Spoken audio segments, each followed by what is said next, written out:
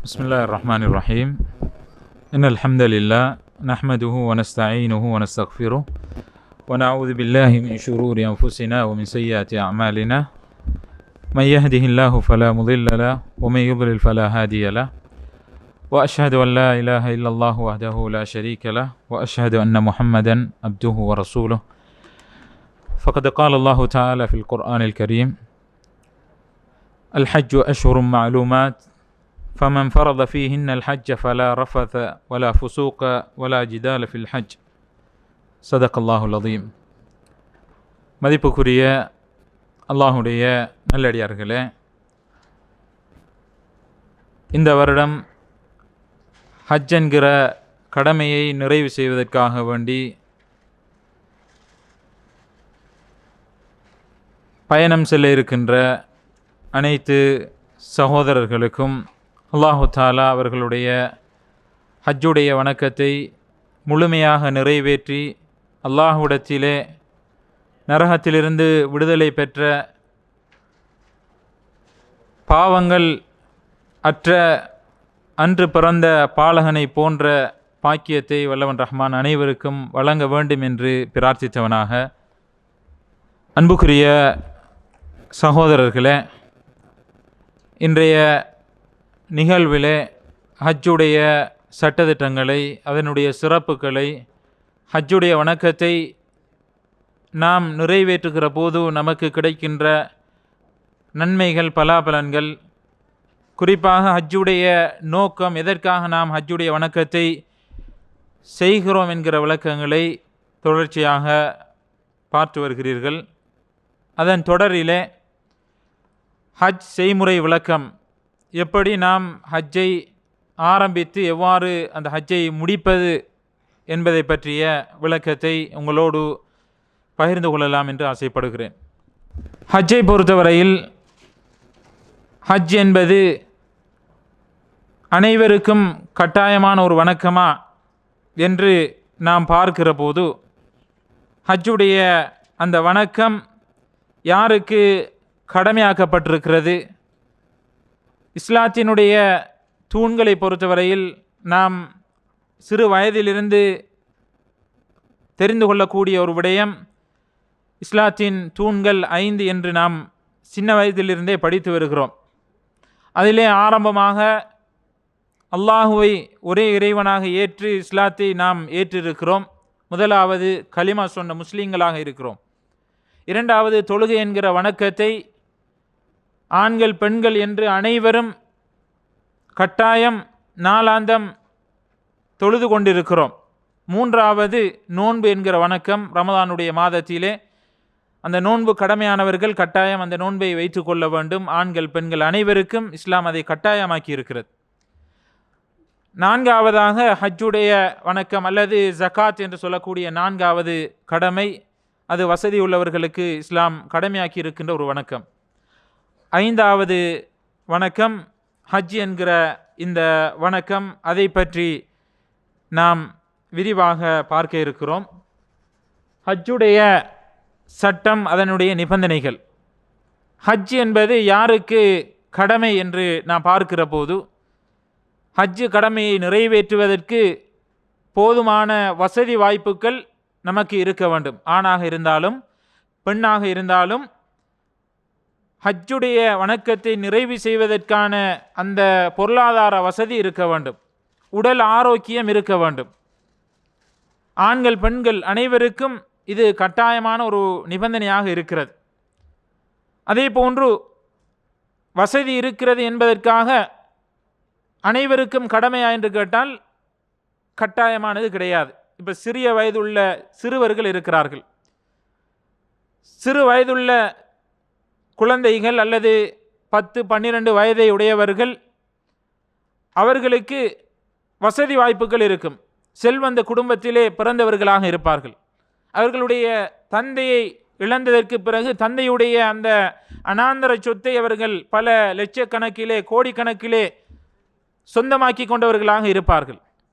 அவர்களுக்கு வசதி இருக்கிறது. ஆனால் அந்த ஹஜ்ஜு அவர்களுக்கு அந்த நேரத்தில் கடமை என்று கேட்டால் பருவ வயதை அடையும் வரைக்கும் அவர்களுக்கு கடமை கிடையாது. இப்போ பருவ வயதை அடைகிறதுக்கு முன்னால் தன்னுடைய உறவினர்களோடு ஒரு ஆண் குழந்தை அல்லது ஒரு பெண் ஹஜ்ஜுக்காக வருகிறார்கள் என்றால் அதன் மூலமாக இஸ்லாம் கடமையாக்கி இருக்கின்ற ஹஜ் அதோடு முடிந்து விடுகிறது என்று சொல்ல முடியாது. பருவ வயதை அடைந்ததற்கு பிறகு ஹஜ்ஜத்துல் இஸ்லாம் கடமையாக்கி இருக்கின்ற அந்த ஹஜ் அவர் மீது கடமையாகும். அவர் சின்ன வயதாக இருக்கும்போது ஹஜ் செய்து இருக்கிறேன் என்று சொல்வதன் மூலமாக இஸ்லாமிய கடமையை நாம் அவருக்கு கடமை முடிந்து விட்டது என்று சொல்ல முடியாது. எனவே வசதி வாய்ப்பு இருக்கிற அதே நேரம் பருவ வயதை அடைந்திருக்க வேண்டும். அதே போன்று வசதியுள்ளவர்கள் புத்தி சுயாதீனம் அற்றவர்களாக இருப்பார்கள். இன்று நாம் பார்க்கிறோம் எத்தனையோ கோடீஸ்வரர்கள், செல்வந்தர்கள், ஆனால் அவர்கள் புத்தி சுயாதீனம் அற்றவர்களாக இருப்பார்கள். இவர்களுக்கு கடமை என்று கேட்டால் கடமை கிடையாது.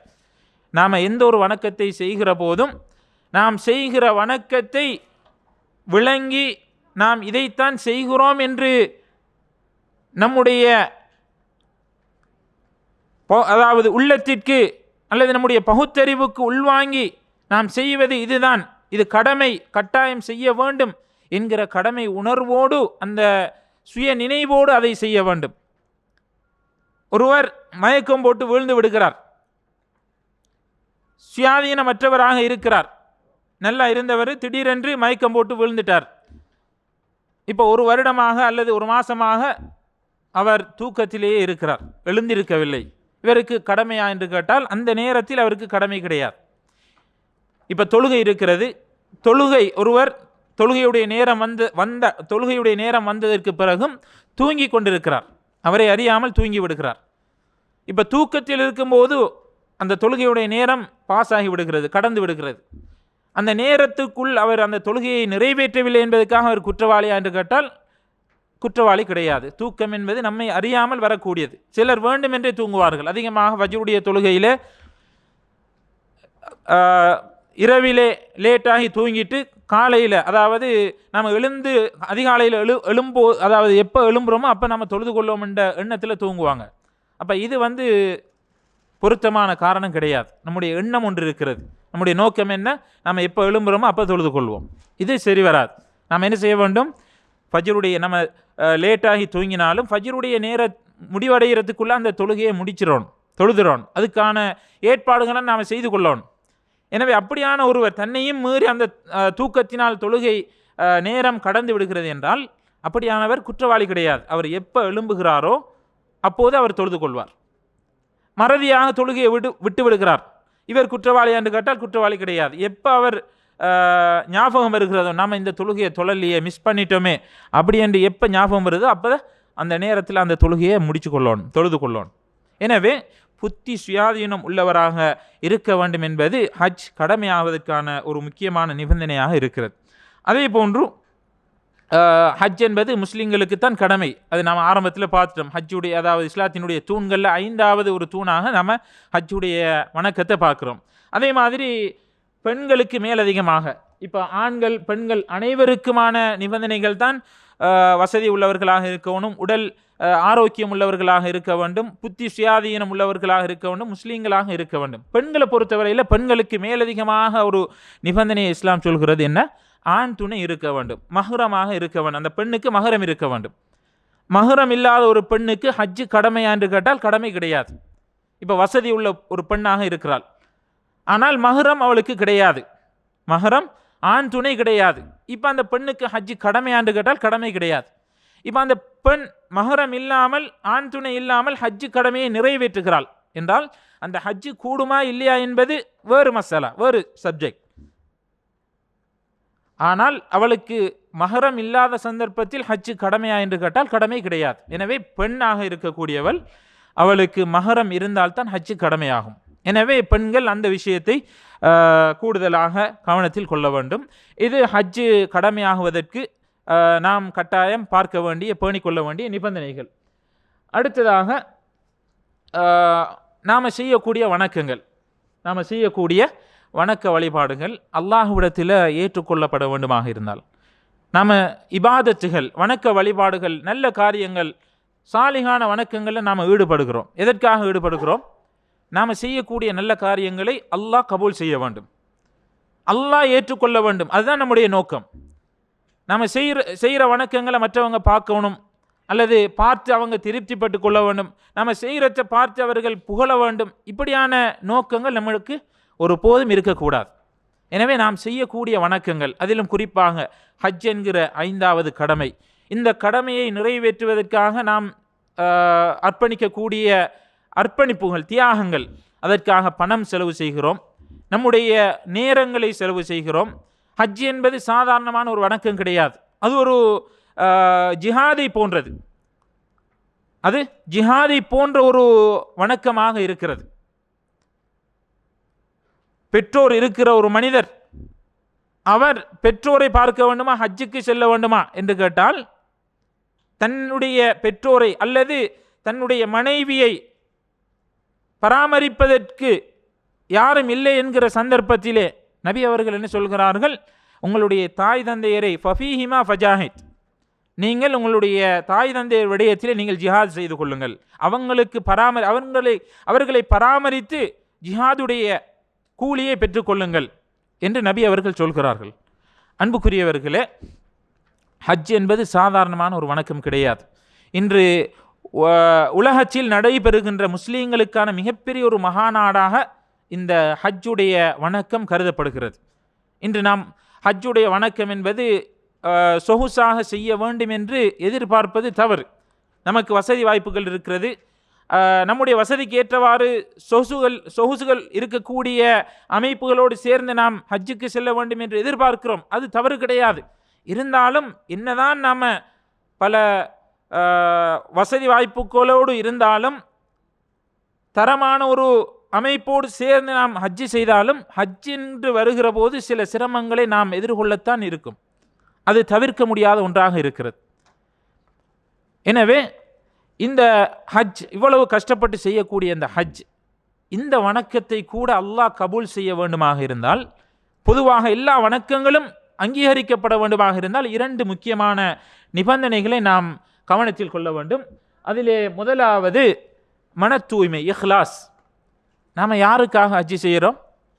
அல்லாஹுக்காக. நம்முடைய ஹஜ் யாருக்காக இருக்க வேண்டும்? அல்லாஹுக்காக நான் இந்த ஹஜ்ஜை செய்கிறேன். இப்போ நிறைய பேர் அல்லாஹுக்காக என்று ஒரு வணக்கத்தை ஆரம்பித்து விட்டு அதை முடிக்கிறதுக்குள்ள அந்த வணக்கத்தை பாழாக்கிடுவாங்க. இப்போ நிறைய பேர் சோஷியல் மீடியாக்களில் என்ன செய்கிறது, தான் செய்யக்கூடிய நல்ல வணக்கங்களை, நல்ல காரியங்களை ஃபோட்டோ எடுத்து என்ன செய்கிறது, ஷேர் பண்ணுறது. இப்போ சிலருடைய நோக்கம், நாம் எது செய்வதாக இருந்தாலும் எங்களோட எண்ணங்களை வைத்துத்தான் அல்லாஹ் கூலி கொடுக்கிறான். சிலர் மற்றவங்களுக்கு ஒரு உற்சாகத்தை ஏற்படுத்துவதற்கு, மற்றவர்களை ஊக்குவிப்பதற்காக வேண்டி சில காரியங்களை செய்வாங்க. அப்போ அவங்களோட காரியங்கள் தவறு என்று நாம் சொல்ல முடியாது. எதுவாக இருந்தாலும் உள்ளத்தில் வரவணும். ரசூலுல்லாஹ் என்ன சொன்னாங்க, இன்னமல் அமாலு பின்னியாத், எல்லா வணக்கங்களும் நாம் என்ன நோக்கத்தில் செய்கிறோமோ அதை வைத்துத்தான் அல்லாஹ் கூலி கொடுக்கிறான். நம்முடைய நோக்கம் சீராக இருக்க வேண்டும். அதுதான் முதலாவது இஹ்லாஸ். வமா உமிரு இல்லா லியஅபுதுல்லாஹ முஹ்லிஸீன லஹுத்தீன். நாம் எந்த ஒரு இபாதத்தை செய்வதாக இருந்தாலும் அல்லாஹ் எங்களுக்கு விடுகின்ற கட்டளை என்ன? அல்லாஹுக்காக வேண்டி செய்ய வேண்டும், தூய்மையான எண்ணத்தோடு செய்ய வேண்டும். நான் செய்கின்ற இந்த நல்ல காரியத்துக்கு அல்லாஹ் கூலி கொடுத்தால் போதும், அல்லாஹ் அதை பார்த்து விட்டால் போதும், அல்லாஹுக்கு தெரிந்தால் போதும் என்கிற அந்த தூய்மையான எண்ணம் இருக்க வேண்டும். இது முதலாவது. இரண்டாவது என்ன? நபி அவர்களுடைய முன்மாதிரி இருக்க வேண்டும். அதாவது இபாதத், வணக்கம் என்று வருகிற போது நாம் நம்முடைய இஷ்டப்படி என்ன செய்ய முடியாது. இப்படியான அமர்வுகள் நம்ம ஹஜ்ஜுக்கு போகிறதுக்கு இருக்கிறோம். அதுக்கு முன்னால் இப்படியான நிகழ்வுகள் எதற்காக நடாத்தப்படுகிறது? நாம் செய்கின்ற ஹஜ்ஜை நபி அவர்கள் காட்டிய முறைப்படி செய்ய வேண்டும். அல் முத்தாபா, ரசூலுல்லாஹ்வுடைய முன்மாதிரி இருக்க வேண்டும்.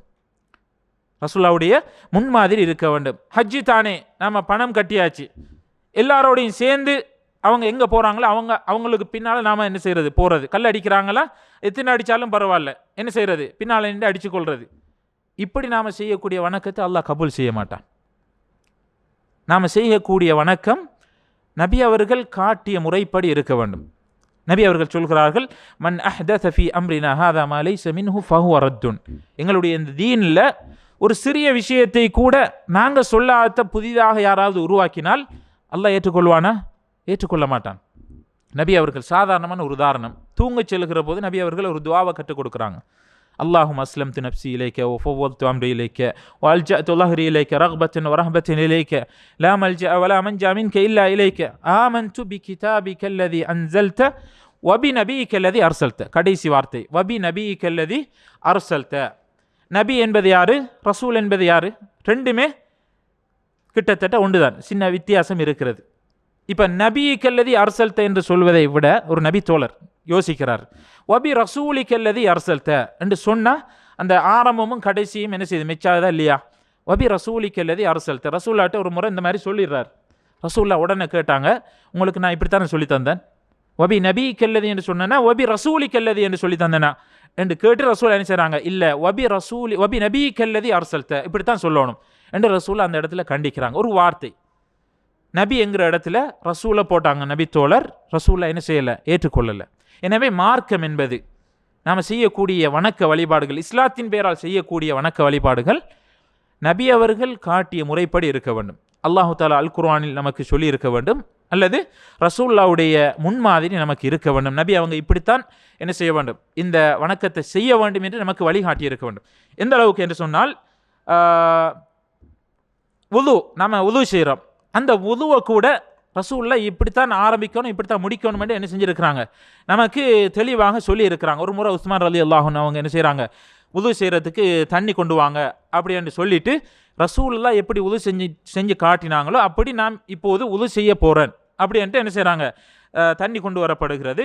ஆரம்பத்திலேருந்து கடைசி வரைக்கும் உது செய்துவிட்டு இப்படித்தான் ரசூலுல்லாஹ் உது செய்ததை நான் பார்த்திருக்கிறேன் என்று சொல்கிறாங்க.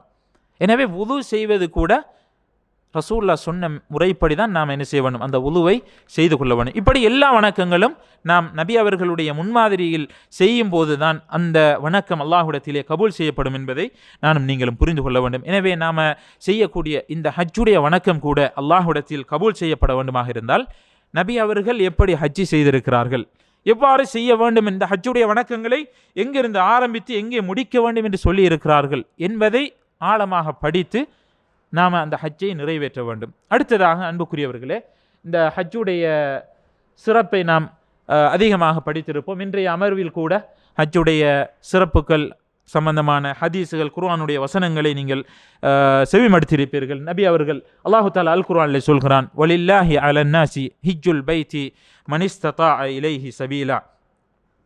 அல்லாஹுடைய கஅபா ஆலயத்திற்கு சென்று ஹஜ்ஜி செய்வதற்கு யாருக்கெல்லாம் வசதி இருக்கிறதோ அப்படியான ஒவ்வொரு ஆணுக்கும் பெண்ணுக்கும் அங்கே ஹஜ்ஜி செய்வதற்காக அங்கே சென்று ஹஜ்ஜி செய்வது கடமை என்று அல்லாஹு தஆலா திருக்குர்ஆனிலே சொல்கிறான்.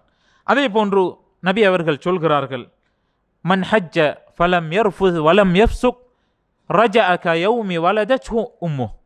யார் ஒரு மனிதர் ஹஜ்ஜுடைய வணக்கத்திலே ஈடுபடுகிறார், அந்த ஹஜ்ஜுடைய கடமையில் ஈடுபடுகிற போது தேவையில்லாத பேச்சுக்கள், வீணான வார்த்தைகள், செயற்பாடுகளில் அவர் ஈடுபடவில்லை, மானக்கேடான விடயங்களில் அவர் பங்கெடுக்கவில்லை, ஹஜ்ஜுக்கு வந்திருக்கிறேன், அதை சிறப்பாக முடித்துவிட வேண்டும், அல்லாஹுடைய தூதரும் கற்றுத்தந்த பிரகாரம் அதை செய்துவிட வேண்டும் என்கிற ஒரே குறிக்கோளிலே இருந்து அந்த ஹஜ்ஜை நாம் நிறைவேற்றுகிறோம் என்றால் அல்லாஹு தஆலா அதற்கு கொடுக்கின்ற பாக்கியம் என்ன? ரஜஅ கயௌமி வலதத்ஹு உம்முஹு. அந்த ஹஜ்ஜுடைய வணக்கத்தை முடித்து வருகிற போது தன்னுடைய தாய் ஒரு குழந்தையை பெற்றெடுக்கிற நேரம், நாங்களெல்லாம் தாயுடைய வயிற்றிலிருந்து இந்த உலகத்திற்கு பிறந்து வருகிற போது எப்படி பாவம் தெரியாதவர்களாக, எங்களுடைய ஏட்டிலே ஒரு பாவம் கூட பதிவு செய்யப்பட்டிருக்காது, அன்று பிறந்த பாலகனை போன்ற பாக்கியத்தை அல்லாஹ் கொடுக்கிறான். சுப்ஹானல்லாஹ். இந்த ஹஜ்ஜுடைய பாக்கியம் சாதாரணமான வணக்கமா? இதற்கு எவ்வளவு முக்கியத்துவம் கொடுக்க வேண்டும். இந்த ஹஜ்ஜை எப்படியாவது தவறில்லாமல், குறைபாடுகள் இல்லாமல் எப்படியாவது செய்துவிட வேண்டும் என்பதற்காக நாம் எடுக்க வேண்டிய பிரயத்தனம் எவ்வளவு அவசியம் என்பதை நானும் நீங்களும் புரிந்து கொள்ள வேண்டும். நபி அவர்கள் சொல்கிறார்கள், அல் ஹஜ்ஜுல் மப்ரூர் லைஸ லஹு ஜஸாஉன் இல்லல் ஜன்னா. அல்லாஹ் நாம் செய்கின்ற ஹஜ்ஜை கபூல் செய்து விட்டான் என்று சொன்னால் உடனடியாக நேரடியாக ஸ்ட்ரைட்டாக என்ன செஞ்சிடலாம், சொர்க்கத்துக்கு போயிடலாம். ரசூலுல்லாஹ் சொல்கிறாங்க, சொர்க்கத்தை தவிர வேறு கூலி கிடையாது, சொர்க்கத்தை தவிர அந்த ஹஜ்ஜுக்கு அதுக்கு மேலே ஒரு கூலி அல்லாஹ்விடத்தில் இல்லை அப்படி என்று ரசூலுல்லாஹ் சொல்கிறாங்க. எனவே இந்த விஷயங்களை நாம் புரிந்து கொள்ள வேண்டும். அடுத்ததாக அன்புக்குரியவர்களே, ஹஜ்ஜில் நாம் கடைப்பிடிக்க வேண்டிய சில ஒழுங்குமுறைகள். அதில் பார்க்கிற போது நாம் இந்த அமர்வுகளில் பங்கெடுப்பதற்கான நோக்கம் என்ன? ஹஜ்ஜுடைய வணக்கங்களை ஆரம்பம் முதல் கடைசி வரைக்கும் எப்படி நிறைவேற்றுவது என்பதை நாம் படித்து அல்லது மற்றவர்களிடத்திலே கேட்டு என்ன செய்ய வேண்டும்? தெரிந்து கொள்ள வேண்டும்.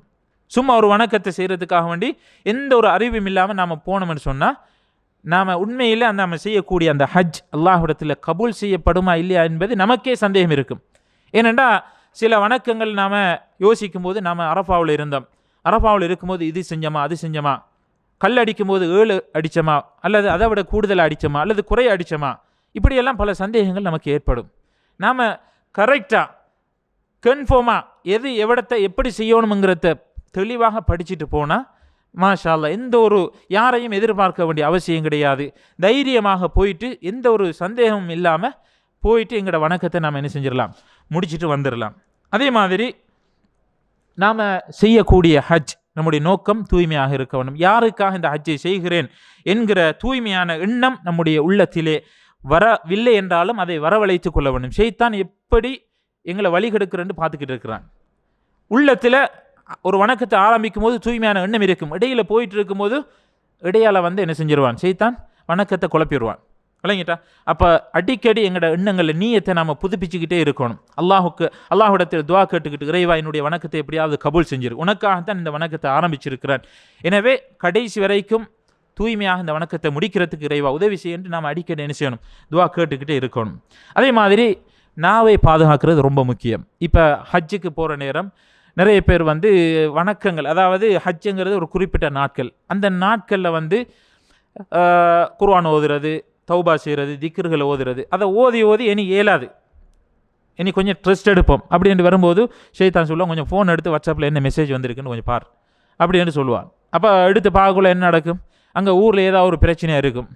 அப்போ அதுக்கு கட்டாயம் அதை பார்த்துட்டேன்னு சொன்னால் உடனே என்ன செய்யணும்? கால் பண்ணி என்ன பிரச்சனை, அதுக்குரிய தீர்வை நாம் இப்போ யோசிக்கிறது. அல்லது பிஸ்னஸ் சம்மந்தமாக ஏதாவது ஒரு மெசேஜ் யாராவது போட்டிருந்தா இப்போ அது மண்டைக்குள்ள ஓடிட்டுருக்கும். இப்போ ஹஜ் அங்கால மறந்துடும். எனவே நம்முடைய முழு நோக்கமும் ஹஜ்ஜில் தான் இருக்கணும். அதே மாதிரி நம்முடைய நாவுகளை பாதுகாத்து கொள்ள வேண்டும். இந்த நாவின் மூலமாக ஒரு மனிதன் சொர்க்கம் போகிறான், இன்னொரு மனிதன் நரகம் போகிறான் என்று நபி அவர்கள் சொன்னார்கள். எனவே நாம் இருக்கிற அந்த அவ்வளவு நாட்களும் பெருமதியானது. அல்லாஹு தாலா இந்த ஹஜ்ஜுடைய வணக்கத்தை நிறைவு செய்வதன் மூலமாக நரகத்திலிருந்து விடுதலை பெறுகிற பாக்கியத்தை நமக்கு கொடுக்கிறான். அரஃபாவுடைய நாளிலே அப்படியான ஒரு சிறப்பு ரசூலுல்லாஹ் சொல்கிறார்கள். அரஃபாவுடைய நாளில் நரகத்திலிருந்து அல்லாஹ் அடியார்களை அதிகம் விடுதலை செய்வது போன்று வேறு எந்த ஒரு நாளிலும் அல்லாஹ் நரகத்திலிருந்து விடுதலை கொடுப்பது கிடையாது. எனவே இப்படியான பாக்கியங்களை நாம் அடைந்து கொள்வதற்கு ஒவ்வொருவரும் முயற்சி செய்ய வேண்டும். அடுத்ததாக அல் குர்ஆன், திக்ர், தௌபா என்று பல வணக்கங்கள் இருக்கின்றன. அனைத்தையும் நாம் விட்டு விடாமல் முழுமையாக பயன்படுத்தி கொள்ள வேண்டும். தௌபா என்பது இப்போ நாம் போகக்கூடிய ஹஜ்ஜி நம்முடைய பாவங்களை அப்படியே சுத்தப்படுத்திக்கிட்டு திரும்ப வரப்போகிறோம். அப்போ பாவங்களை சுத்தப்படுத்துறதாக இருந்தால் தௌபா ரொம்ப முக்கியம். தௌபா செய்வதாக இருந்தால் அதுக்குரிய நிபந்தனைகள் என்ன? தௌபாவை பற்றி நாம் படிக்கணும். உண்மைக்குண்மையாக தௌபா செய்ய வேண்டும். சிலர் யோசிப்பாங்க, இப்போ ஹஜ்ஜிக்கு போகிறோம், ஹஜ்ஜிக்கு போயிட்டு மாஷா அல்லாண்டு பாவங்களை எல்லாம் அப்படியே கழுவிட்டு வருவோம், வந்ததுக்கு பிறகு என்ன செய்யலாம்? திரும்ப பழையபடி நம்முடைய பாவங்களை நம்முடைய தவறுகளை நம்ம ஸ்டார்ட் பண்ணிடலாம். நம்முடைய வியாபாரங்களில் வட்டி இருக்குமா இருந்தால் அதெல்லாம் பிறகு பார்த்துக்கொள்வோம். இப்போ ஹஜ்ஜை முடிச்சுட்டு வருவோம். அப்போ எண்ணங்கள் அங்கே என்ன தடையாக இருக்கிறது. எங்களுடைய எண்ணங்களை வைத்து தான் அல்லாஹு தாலா கூலி கொடுக்கிறான். எனவே திக்ரு செய்தல், தௌபா செய்தல், அல் குர்ஆனுடைய வசனங்களை ஓதுதல், இப்படி எங்களோட நேரங்களை நாம் என்ன செய்ய வேண்டும்? நாம் நண்பர்களோடு அல்லது நம்மளுக்கு ஒன்றாக ஹஜ்ஜுக்கு வந்திருக்கக்கூடியவரோட நம்முடைய நேரங்களை நாம் பேச்சு கொடுத்து கதைத்து கொண்டு நேரங்கள் கழிவதாக இருந்தால் கூட நல்ல விஷயங்களில் என்ன செய்வோம்? பேசிக்கொள்வோம். நல்ல விஷயங்கள், ஹதீஸுகளை டிஸ்கஸ் பண்ணி கொள்வோம். அல்லது நாம் செய்த வணக்கங்கள் ஏதாவது சந்தேகங்கள் இருக்கும், ஒரு ஆளை பேசி என்ன செய்கிறது, இது உண்மையில் இப்படித்தானா, இதுக்குரிய உண்மையான தீர்வு என்ன, அல்லது மௌலவிட்ட கேட்போம். அப்படி என்ன செய்ய வேண்டும்? எங்களோட நேரங்கள் தூய்மையாக என்ன செய்ய வேண்டும்? பெருமதியாக கழிய வேண்டும். அதே போன்று நாம் நம்முடைய உண்மையான நோக்கம் ஹஜ்ஜுக்கு போயிருக்கிறோம் என்று சொன்னால் அங்கே எல்லா இடங்களை போன்றும் சில வசதி வாய்ப்புகள் இருக்கும். நாம் தங்கி இருக்கக்கூடிய இடங்களில் உணவு வகைகளாக இருக்கட்டும், நாம் உறங்கக்கூடிய இடங்களாக இருக்கட்டும், அங்கே போகிற நேரம் நம்முடைய முழு நோக்கமும் என்னவாக இருக்க வேண்டும்? நாம் ஹஜ்ஜுக்கு வந்திருக்கிறோம், நாம் என்ன செய்யலை, பிக்னிக் வரல, நாம் ஹஜ்ஜுக்காக வந்திருக்கிறோம் என்கிற ஒரே நோக்கம் நம்முடைய உள்ளத்தில் எப்போவும் இருந்துக்கிட்டே இருக்க வேண்டும். எனவே இந்த விஷயங்களை முக்கியமாக நாம் ஒவ்வொருவரும் மனதிலே வைத்துக்கொள்ள வேண்டும். அடுத்ததாக அன்புக்குரியவர்களே, இஹ்ராம். இப்போ இஹ்ராம் என்பது ஹஜ்ஜினுடைய மிக முக்கியமான தூண்களில் உண்டு. அதாவது எந்த ஒரு வணக்கத்தையும் ஆரம்பம் ஒன்று இருக்கிறது, முடிவு ஒன்று இருக்கிறது. தொழுகை இருக்கிறது, தொழுகைக்கு நம்ம தக்பீரத்துல் இஹ்ராம் ஆரம்ப தக்பீர் சொல்லித்தான் தொழுகையில் இணைய வேண்டும். சிலர் இமாம் ருக்குவில் இருக்கும்போது அப்படியே வந்து என்ன செய்வாங்க, அல்லாஹ் அக்பர்ன்ட்டு ருக்குவு போயிடுவாங்க. அப்போ அவங்களோட அந்த தக்பீர் வந்து ருக்குவுக்கு போகிற தக்பீராகத்தான் அவங்க நினச்சி கொள்வாங்க. அப்போ இவங்க இன்னும் தொழுகையில் இணையல்ல. அப்போ தொழுகையில் இணையல்லைன்னு சொன்னால் அதுக்கு பிறகு செய்யக்கூடிய ருக்கு, சுஜூது, அதில் கேட்கக்கூடிய துவாக்கள் எதுவுமே கபூல் செய்யப்படாது. அதிகமானவர்கள் செய்யக்கூடிய தவறு. அப்போ தக்பீரத்துல் இஹ்ராம் என்பது முதலாவது ருக்குன். அதே மாதிரி ஹஜ்ஜுக்கு முதலாவது ருக்குன் எது? இஹ்ராம். நாம் செய்யக்கூடிய வணக்கத்தில் நுழைஞ்சிடணும். இப்போ இங்கே உள்ள எல்லாருமே வந்து உம்ரா செய்திருப்போம். உம்ராவுக்கு போகக்கூடியவங்க என்ன செய்வோம், நமக்கு எந்த மீகாத் கூடுதலாக மக்காவிலிருந்து, அதாவது ரியாத்திலிருந்து போகக்கூடியவங்க நஜீத் வாசிகள் என்ன செய்வாங்க, கர்னுல் மனாசில் அல்லது செயில் கபீர் என்று சொல்லக்கூடிய தாயிஃபில் இருக்கின்ற மீகாத்தில் தான் நம்ம என்ன செய்வோம், போயிட்டு இஹ்ராம் கட்டுவோம். அப்போ அங்கே போயிட்டு என்ன செய்யணும், ஆடைகள், இஹ்ராமுடைய ஆடைகள், நாம் வெண்மையான ஆடைகளை மாற்றிக்கொள்வது வலியுறுத்தப்பட்ட ஒரு விஷயம். அப்போ சிலர் அது இஹ்ராமுடைய ஆடை அப்படின்னு நினச்சிருவாங்க. அதை உடுத்தாலே சில விஷயங்களை நம்ம தவிர்ந்து கொள்ளணும் அப்படின்னு நினைப்பாங்க. அப்படி கிடையாது. இஹ்ராம் என்பது ஹஜ்ஜுடைய வணக்கம் அல்லது உம்ராவுடைய வணக்கத்தில் நுழைதல். லப்பைக்க உம்ரத்தன் என்று நம்ம சொல்லிட்டோம்னா இப்போ உம்ரா ஸ்டார்ட் ஆகுது. இப்போ ஒருத்தர் இஹ்ராமுடைய ஆடை எடுத்து உடுத்துக்கொள்கிறாரு, உம்ரா ஸ்டார்ட் ஆகுதா? ஹஜ்ஜி ஸ்டார்ட் ஆகுதா? இன்னும் ஸ்டார்ட் இல்லை. எப்போ ஸ்டார்ட் ஆகும்? அந்த ஸ்டார்டிங் பாயிண்ட் எது? லப்பைக்க உம்ரத்தன் என்று எப்போ சொல்கிறாரோ அப்போ இருந்து தான் என்ன செய்யும், அந்த உம்ராவோ அல்லது ஹஜ்ஜி ஸ்டார்ட் ஆகும். அப்போ இஹ்ராம் என்பது என்ன? ஹஜ்ஜுடைய கிரிகைகளில் நாம் நுழையிறது என்றாகிறது. சரியா? அடுத்தது ஹஜ்ஜுக்காக உம்ராவுக்காக நாம் இஹ்ராம் லப்பைக்க உம்ரத்தன் என்று சொன்னால் இஹ்ராமுடைய அந்த ஒழுங்கு விதிமுறைகளை நாம் பேணிக்கொள்ளணும். ஆண்கள் இஹ்ராமுடைய ஆடை வெண்மையான 2 துண்டுகளை கொண்டு இஹ்ராம் செய்து கொள்ள வேண்டும். அடுத்ததாக மக்காவுக்கு வெளியிலிருந்து செல்லக்கூடியவங்க, இப்போ ஹஜ்ஜுக்காக நியத் வைப்பது என்பது அல்லது ஹஜ்ஜுடைய வணக்கத்தில் என்றாகிறது நுழைகிறது என்பது 3 விதமாக இருக்கிறது. மக்காவிலே இருக்கக்கூடியவர்கள் அவர்கள் எங்கிருந்து ஹஜ்ஜை ஆரம்பிக்க வேண்டும் அல்லது உம்ராவை ஆரம்பிக்க வேண்டும்? மக்காவுக்கு வெளியிலே மீகாத்துக்கு உள்ளே இருக்கக்கூடியவர்கள். அடுத்தது மீகாத்துக்கு வெளியில் இருக்கக்கூடியவர்கள். இப்போ நாம் ரியாத்திலிருந்து போகக்கூடியவங்க, நாம் எங்கே இருக்கிறோம்? மீகாத்துக்கு வெளியில் இருக்கிறோம், தாயிஃபுக்கு வெளியில் இருக்கிறோம். அப்போ நாம் மீகாத்தை தாண்டுவதற்கு முன்னால் என்ன செஞ்சிடணும், நம்ம உம்ராவுக்கோ அல்லது ஹஜ்ஜுக்கோ போகிறோம் என்றால் அதுக்குரிய நியத்தை வச்சுக்கொள்ளணும். இப்போ மக்கா ஹரம் எல்லைக்கு வெளியில் மீகாத்துக்கு உள்ளுக்கு இருக்கிறவங்க, உதாரணமாக ஜித்தாவில் இருக்கக்கூடியவங்க அவங்க ஹரத்துக்கு வெளியில் இருக்கிறாங்க, மீகாத்துக்கு உள்ளுக்கு இருக்கிறாங்க பெரும்பாலும். அப்போ அவங்க என்ன செய்வாங்க, அவங்க இருக்கிற இடத்துல இருந்து நியத்தை வச்சுக்கிட்டு என்ன செய்வாங்க, தங்களோட வணக்கத்தை ஆரம்பிச்சிருவாங்க. மக்காவாசிகள் ஹரத்துக்கு உள்ளே இருக்கக்கூடியவங்க அவங்க ஹஜ்ஜுக்காக நியத்து வைப்பாங்க. எங்கே? வெளியில் வந்து ஹரத்துக்கு வெளியில். உம்ராவுக்காக நியத்து வைக்கிறதாக இருந்தால் என்ன செய்வாங்க, இப்போ கூடுதலாக ஆயிஷா பள்ளிக்கு போயிட்டு நியத்து வைக்கிறேன்னு சொல்லுவாங்க. அப்போ ஆயிஷா பள்ளிக்கு போகிறங்கிறது 2வது உம்ரா செய்கிறதாக இருந்தால் ஆயிஷா பள்ளிக்கு போகணும் அப்படின்றது அது ரசூலுல்லாஹ் சொன்ன ஒரு சட்டம் கிடையாது. அதாவது ஆயிஷா பள்ளிங்கிறது ஹரச்சினுடைய எல்லைகளில் ஒரு எல்லை, அதுக்கு தன்ஈம் என்ற பெயர் சொல்லப்படும். அதை மாதிரி ஒவ்வொரு வடது பக்கமாக நோர்த்தில், ஈஸ்டில், சவுத்தில், வெஸ்ட்டில் எல்லாத்துலேயுமே என்ன இருக்குது, போர்டர் இருக்குது, ஹரத்தினுடைய போர்டர். விளங்கிட்டா? சில போர்டர் வந்து 30 கிலோமீட்டர் தாண்டி போகணும், சில போர்டர் 15 கிலோமீட்டர் தாண்டி போகணும். தண்ணீம்ங்கிறது பார்த்தீங்கன்னு சொன்னால் கிட்டத்தட்ட ஒரு 4-5 கிலோமீட்டருக்கு அப்பால் தான் இருக்குது. அப்போ அது அந்த ஹரம் எல்லை முடிவுடைய பக்கத்தில் இருக்கக்கூடிய ஒரு இடம்ங்கிறதுனால தான் கூடுதலாக என்ன செய்வாங்க, அந்த இடத்துக்கு போவாங்க. அது பிற்காலத்தில் ஆயிஷா நாய் அந்த இடத்துக்கு போயிட்டு உம்ராவுக்கு இஹ்ராம் கட்டிட்டு வந்தாங்கிறதுக்காக வேண்டி பிற்காலத்தில் ஆயிஷா பள்ளின்னு சொல்லுவாங்க. உண்மையான அதனுடைய பேர் என்னது? தன்ஈம். சரிதானே? அப்போ நாம் உம்ராவுக்கு ஹஜ்ஜுக்கு போகிறதாக இருந்தால் நபி அவர்கள் நிர்ணயம் செய்த அந்த எல்லைகளில் இருந்து ஹஜ்ஜுடைய அல்லது உம்ராவுடைய வணக்கத்தை நாம் என்ன செய்ய வேண்டும், ஆரம்பிக்க வேண்டும், இஹ்ராம் கட்டிக்கொள்ள வேண்டும். இப்போ ரசூலுல்லாஹ் ஒவ்வொரு பிரதேசத்திலும் என்ன செஞ்சுருக்கிறாங்க, ஒவ்வொரு எல்லையை வகுத்திருக்கிறாங்க. அந்த வழியில் வரக்கூடியவங்க அந்த வழியால் என்ன செய்ய வேண்டும். இப்போ நாம் ரியாத்தில் இருக்கிறோம், மதீனாவுக்கு போயிட்டு அங்கால அப்படி வரப்போகிறோம்னு சொன்னால் திரும்ப தாயிஃபுக்கு வந்து நம்ம இஹ்ராம் கட்டணுமான்னு கேட்டால் கிடையாது.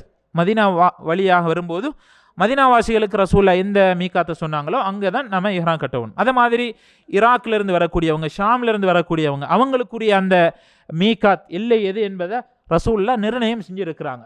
இப்போ இதில் பார்க்கலாம் பாருங்கள். இப்போ தாத்தி இருக்கு என்று சொல்லக்கூடிய இடம், ஈராக் வாசிகள் அந்த வழியாக வரக்கூடியவங்க கிட்டத்தட்ட மக்காவிலேருந்து 100 கிலோமீட்டருக்கு அப்பால் இருக்குது.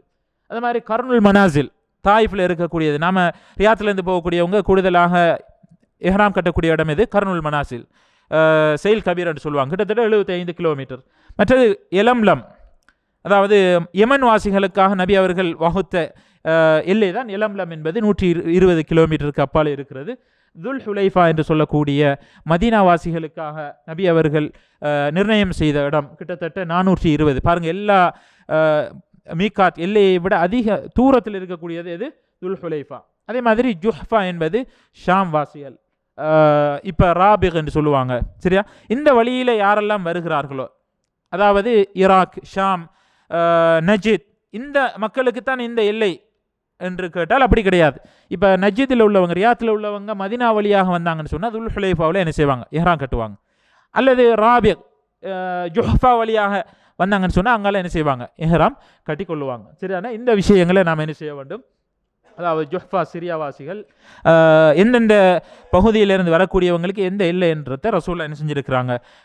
வகைப்படுத்தி இருக்கிறாங்க. இந்த வழியில் இதை கடந்து போகிறதுக்கு முன்னால் நம்ம என்ன செய்யணும்? நம்முடைய அந்த உம்ராவுடைய வணக்கமாக இருக்கட்டும் அல்லது ஹஜ்ஜாக இருக்கட்டும், நாம் என்ன செய்யணும்?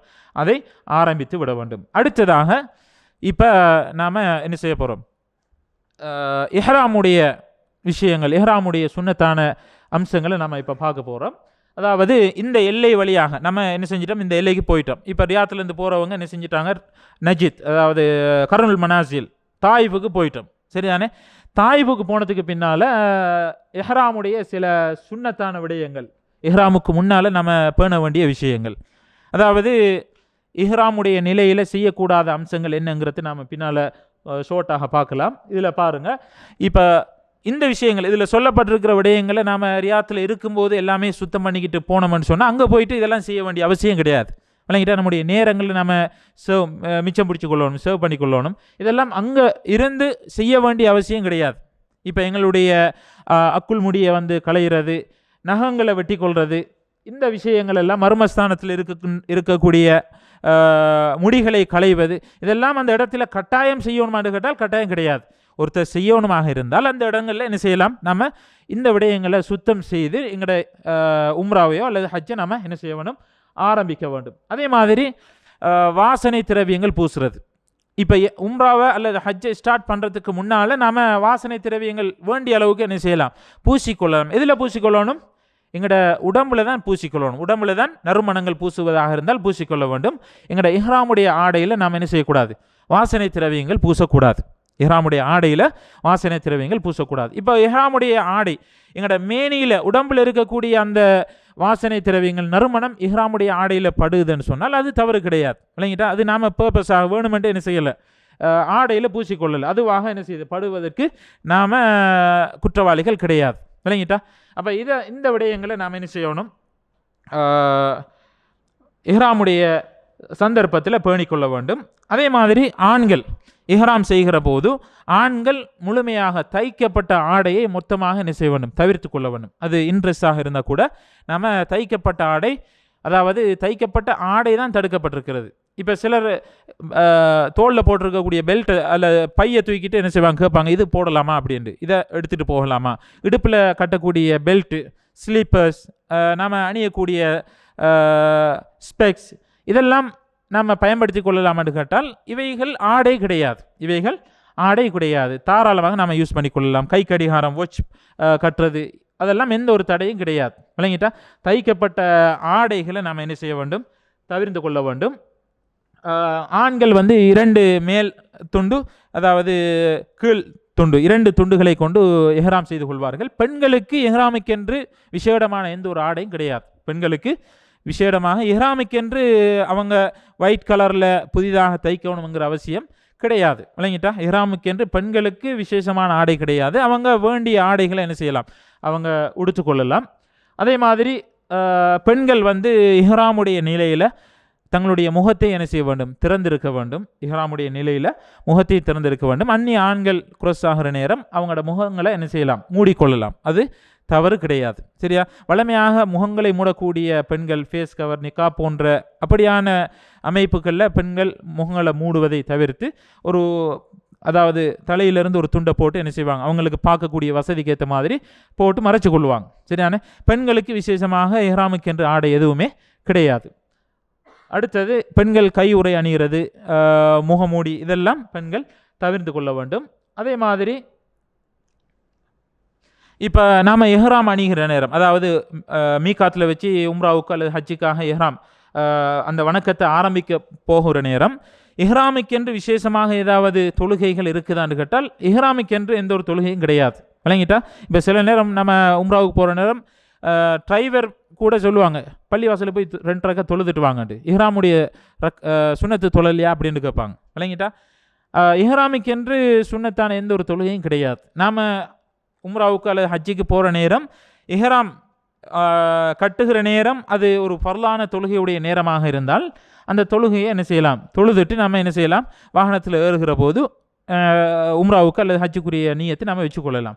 அல்லது ஒருத்தர் பள்ளிவாசலுக்கு போயிட்டு தொழுதுட்டு வரவனுமாக இருந்தால் உதுவுடைய சுன்னத்து அல்லது பள்ளிவாசலுடைய காணிக்கை தொழுகை அந்த மாதிரி தொழுதுட்டு நாம் என்ன செய்யலாம், வந்து வாகனத்தில் இருக்கிற போது இஹ்ராம் வச்சுக்கொள்ளலாம். அது கட்டாயமானு கேட்டால் அது அவசியமான ஒன்று கிடையாது. சரியா?